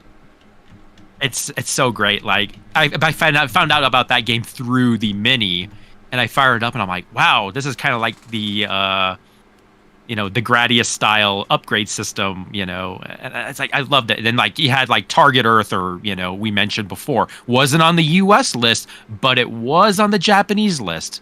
So, I guess like when it came to these minis, like I appreciated that Sega Japan, despite the Mega Drive not doing as well in Japan, they made this thing kind of like as a, a niche hardcore device for like just the hardcore Sega fans.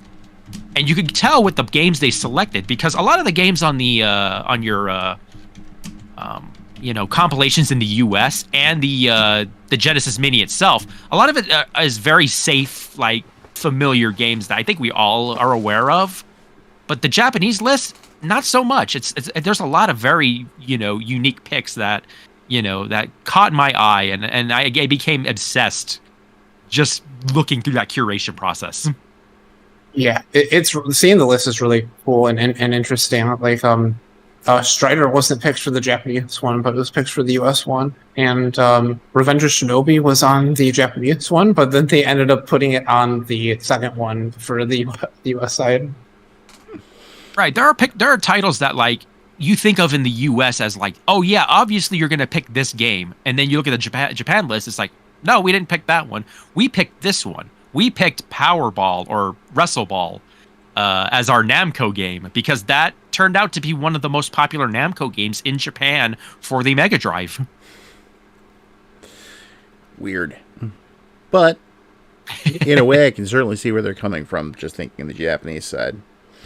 I will say, I had no real interest in the Mini 1 aside from wanting to play that port Darius, which I'm glad they released the enhanced version on a cartridge, so I was able to do that. But the Mini 2, okay, Space Harrier 2 Deluxe, you had Sega CD games on there, which, I'd played quite a few of them before, but that was intriguing. They were actually able to do that. And, being the Splatterhouse guy, I also kind of had to support the release of Splatterhouse 2 on that. Just like how about a TurboGrafx Mini originally, because Splatterhouse was finally included.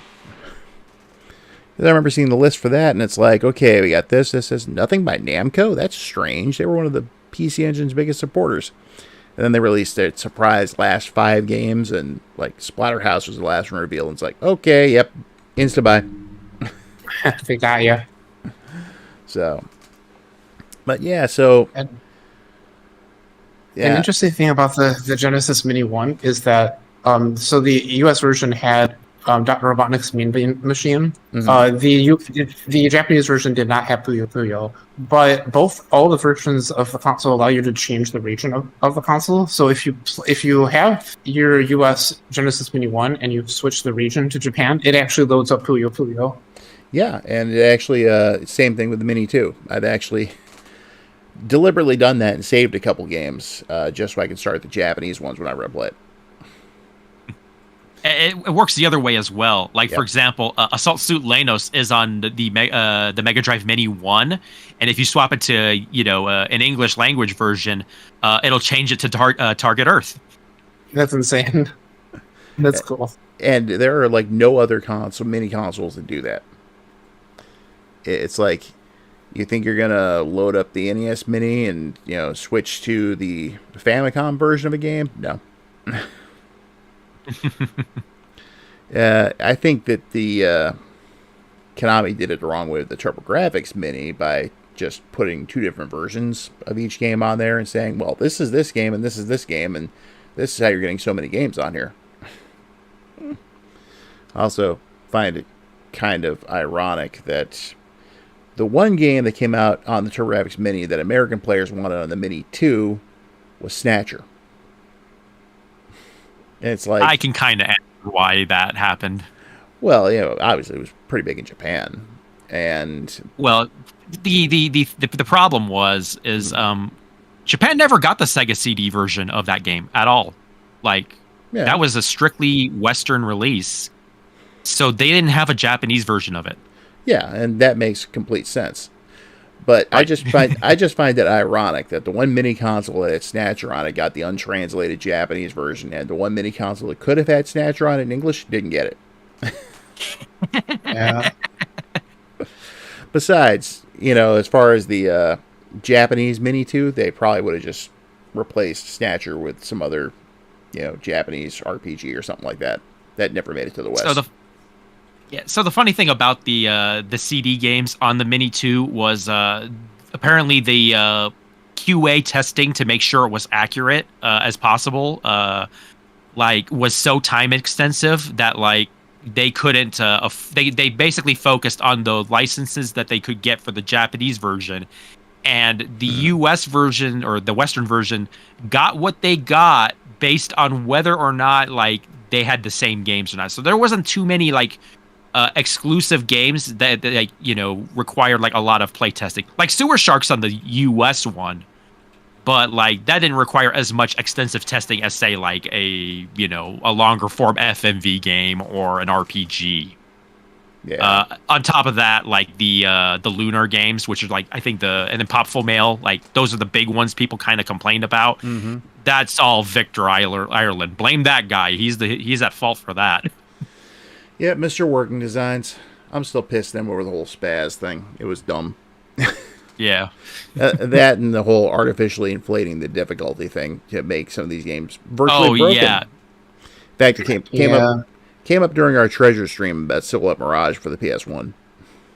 Yep, that's what comes to mind when I hear that. It's like, I want to play this game, but I cannot play it in a version where I can read it and also have it be the original experience. So hopefully people work on that sometime. They have, actually. Really? I thought last time I looked, maybe I didn't look hard enough. I'll fill you in I later. really want to try that game. Okay. I love treasure. Anyway, that kind of brings us up to the where we are now. So, will there ever be a Genesis or Mega Drive Mini 3? Probably not. I think they're done with that. Yeah, and people are all like, well, they need to do like a Saturn Mini or a Dreamcast Mini or something like that. I don't even know if that's ever going to happen either. Until they get a good Saturn emulator that they're happy with, I don't think we're going to see it. And I know that there's a high demand for it, like even in Japan, because that's Japan's most popular like Sega console. They want to do it. I don't know if they have the tech to make it affordable. Yeah. And is the story about them losing the source codes for that game true, or is that an urban myth? Because that's I mean they had to remake Knights for the PS2, so I assume that there is some merit to that story. I think it's lost. There's stories about how most Japanese developers during that era did not save source code. Like Nintendo's the weird outlier where they actually kept everything. Well, man, I actually had that straight from the horse's mouth. According to what I was told by one of my sources during Splatterhouse 2010's development, the reason Splatterhouse didn't make it onto any of the compilations that had come out previously was because they didn't have the source code. And we're talking the Namco museums from the PlayStation era? Yeah. And yeah, that makes sense. And apparently they finally found it. It was in the hands of some almost like a little mom and pop company for some reason. But they got it back, and that's why we've been seeing Splatterhouse come out on the later compilations. Good. So and they deserve it. Yes, absolutely. But I'm biased. Oh, me too. Anyway, I think we've pretty much covered the Genesis from start to finish. Oh, we need to talk about the Amiga ports. I we need to talk about. Suppose we can maybe bring those up for a few minutes if we really have to. Oh no, we have to talk about it. All right, talk about that game. Go ahead. And well, Strider returns, everybody. Oh dear God, the spectacular crap fest itself. I was out to get a snack and a drink for a bit, and I returned to this. Yes. Jesus Christ, people. Yeah, you can place all the blame on this one squarely on Kenny. Okay. Well, I noticed we missed it. Oh no! I don't know. Here. You are the Strider guy among us, so I guess you had to. But Among Us? I'm not talking about Among Us. I'm talking about Strider Returns. You know what? I have more to say about Strider Returns than I do Among Us. So proceed. Before you do that, let me say one thing. Yeah, thank you. Thank you. I did. I was expecting that when I said Among Us. Anyway, I think there are probably worse games for the Genesis, honestly, than Strider Returns at this point. There are. Yeah, Yeah, definitely. I'll give you that. I wanted to name one game in particular that I tried a few years ago that I think it might be the worst Genesis game that I played. It is called X-Men Adamantium Rage. Oh, that Wolverine game. It is terrible. That game is unplayable. Holy crap, man. That one's freaking weird. We have this perfectly fine X-Men 2 Clone Wars over here. Why did this game have to be made? Yeah, I was reading about like the differences between like both versions and say, oh, there's like a cool platformer game where you play as Wolverine and there's like a regen system. I loaded up and I'm like, this is unplayable. Yeah. The only thing I remember about that game is that there's some cute little girl robot with the punny name LCD. Get it? Like Crystal's that apparently is chasing you, and if she catches up, she explodes and you lose. So that's all I really remember about the game. Everything else is just probably generic ass superhero fare for the time. So that's why the game is kind of terrible, because like it has this whole system. It's like, okay, regen health if you stand by. It literally, you have a percentage based health system, and if you're each percentage of health is like 2 minutes of like real life time. It is that slow, and then there's a time limit in the game. It's like, why even bother with a regen mechanic? Why? All right. I think we're gonna wrap things up now. So, not to cut you off, Kenny, but no, it's okay. I won't talk about Strider Returns anymore. I want to leave it at this. Everyone, just take a second. Name your favorite Genesis game. If you can. Oh. That's hard. I don't know. Oh, yeah, it is hard. Okay, I know what I want to say, but I feel like I'd be stealing the answer away from someone else, so I want to have a second one in mind, just in case. I know mine. Right off the bat, but I was waiting for everybody else to go. Go for it. Yeah, go for it. Okay. Well, Sonic 2. It's the most boring answer anybody can get, but I love Sonic 2. Oh, that's actually not the one I was going to give. I was going to say Gunstar Heroes myself. That's mine. So I was going to... Yeah. Okay, so, you can have it, Rob. I'll say Streets of Rage 2. Okay, it's fine. If I give a non-Sonic answer, it would be Gunstar Heroes or Streets of Rage 1. I would probably say Streets of Rage 1 instead of Gunstar Heroes, but I love Gunstar Heroes so much. Yes. Cool. This is gonna sound weird, maybe. But my favorite Genesis game is probably Ghouls and Ghosts. There's something about that port. Yeah, there's something about that port that like captivated me at the time, and it's probably just a big nostalgia pull. But I still find that game infinitely playable today. Nice, because that is a very solid port. Now, okay, if Gunstar Heroes didn't exist, I would probably still go with Space Harrier 2. I just absolutely love that game. It got me hooked on Space Harrier. To this day, I wonder how the Genesis can pull off some of the colors that it did in that game. And the soundtrack is just so damn catchy. And it just ticked all the right boxes for me. You know, if I wanted to put in a backup, I would say either Rocket Knight Adventures or Shinobi 3. Now, if I was going to put in another couple of backups, I'd also have to list Musha and Mystic Defender. Oh, yes. Valid. So for me, I am going to be a little bit of a maverick. Shinobi 3, I think, is a great game, but I think just because I had it as a kid, I do prefer Revenge over Shinobi 3. I think Shinobi 3 is a better game. It's like Streets of Rage 1 and 2. It's like I just prefer. I'm the same way. I like the style. Oh, nice. It's cool. They're both great. No argument. Anything else you want to add, Merc?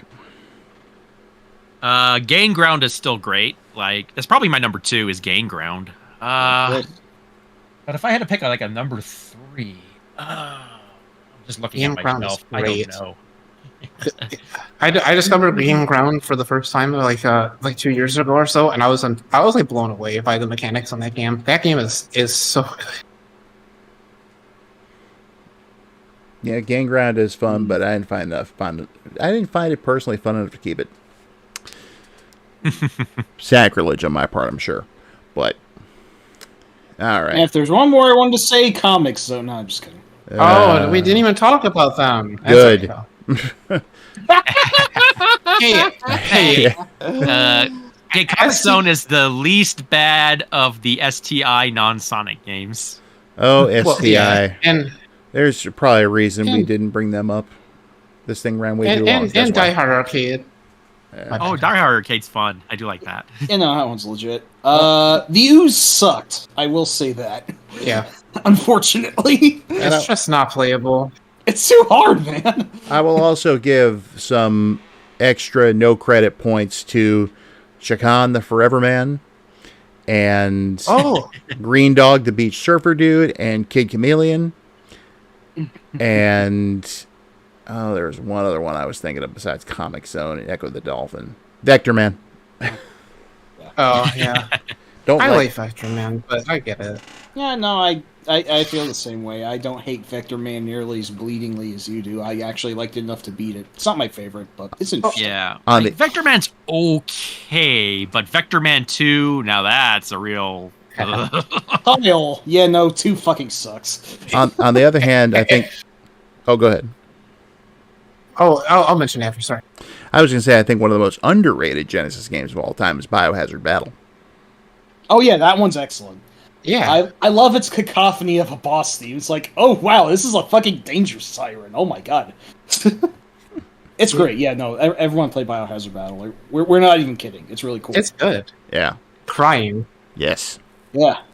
Strange Japanese type, yeah. Have you guys heard of the game Nightmare Circus? Oh, Unfortunately. shit. Yeah. Oh, yeah. I'm very familiar with that very unfinished piece of crap. But it had a great soundtrack, I will give it that. If you look into the game, that is maybe one of the most fascinating games on the system because, like, It really on the surface of it, it's like this unfinished weird ass game, like from a parallel world. But if you look into it, like the game has like an underlayer of like so many weird. It is so mechanically depth that like it's crazy. Like that game is. Like it might be like one of the most technical Genesis games, like with like what they tried to do with it, and it's just we would never see it unless you like looked it up online. That game is so bizarre in its development and all the underlying. It's like a fight, like a whole roster of fighting game mechanics in this weird game. If you look it up if you're interested in it because it's really a bizarre thing.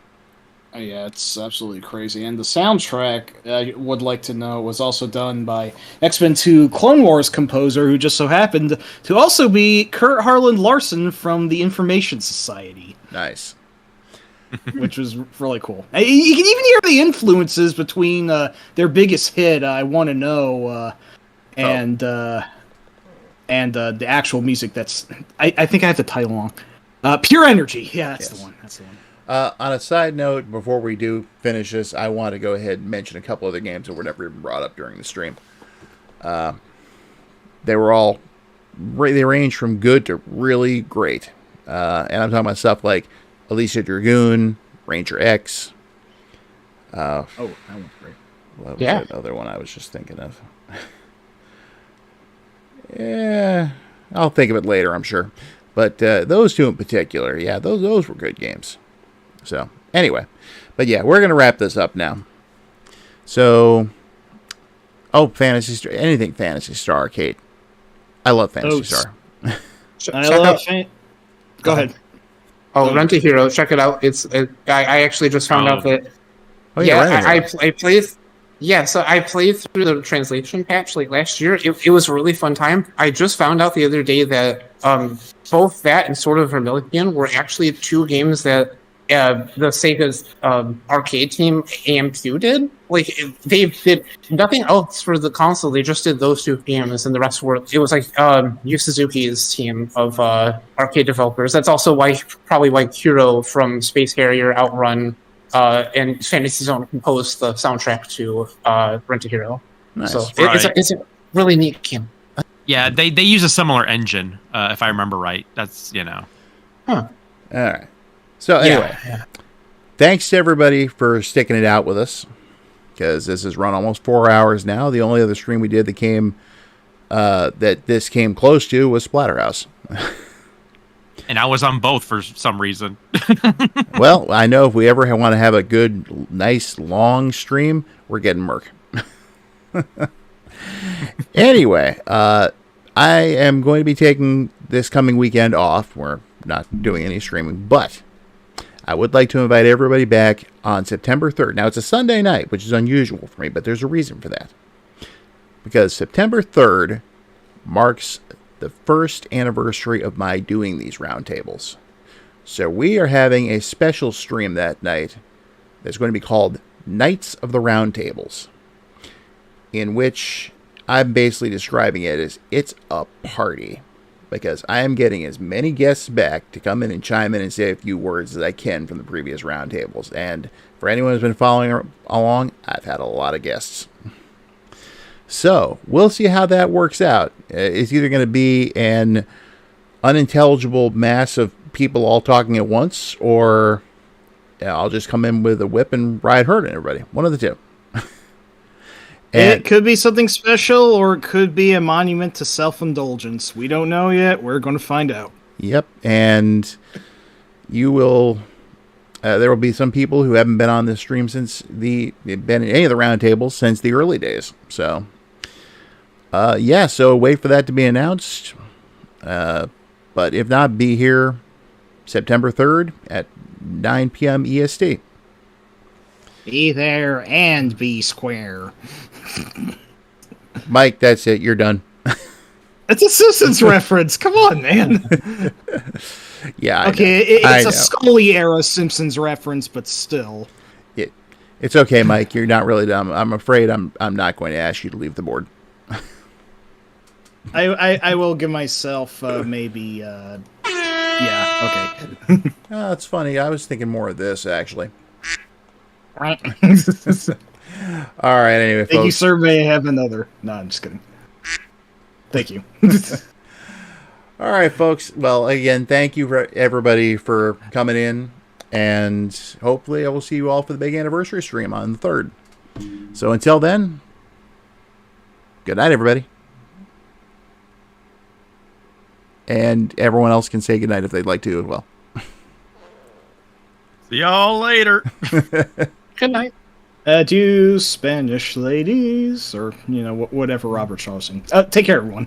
And also, special thanks to Kenny for jumping in on this one. Glad you made it, man. Thank you a lot, man. All right. So, all right, everybody have a good night.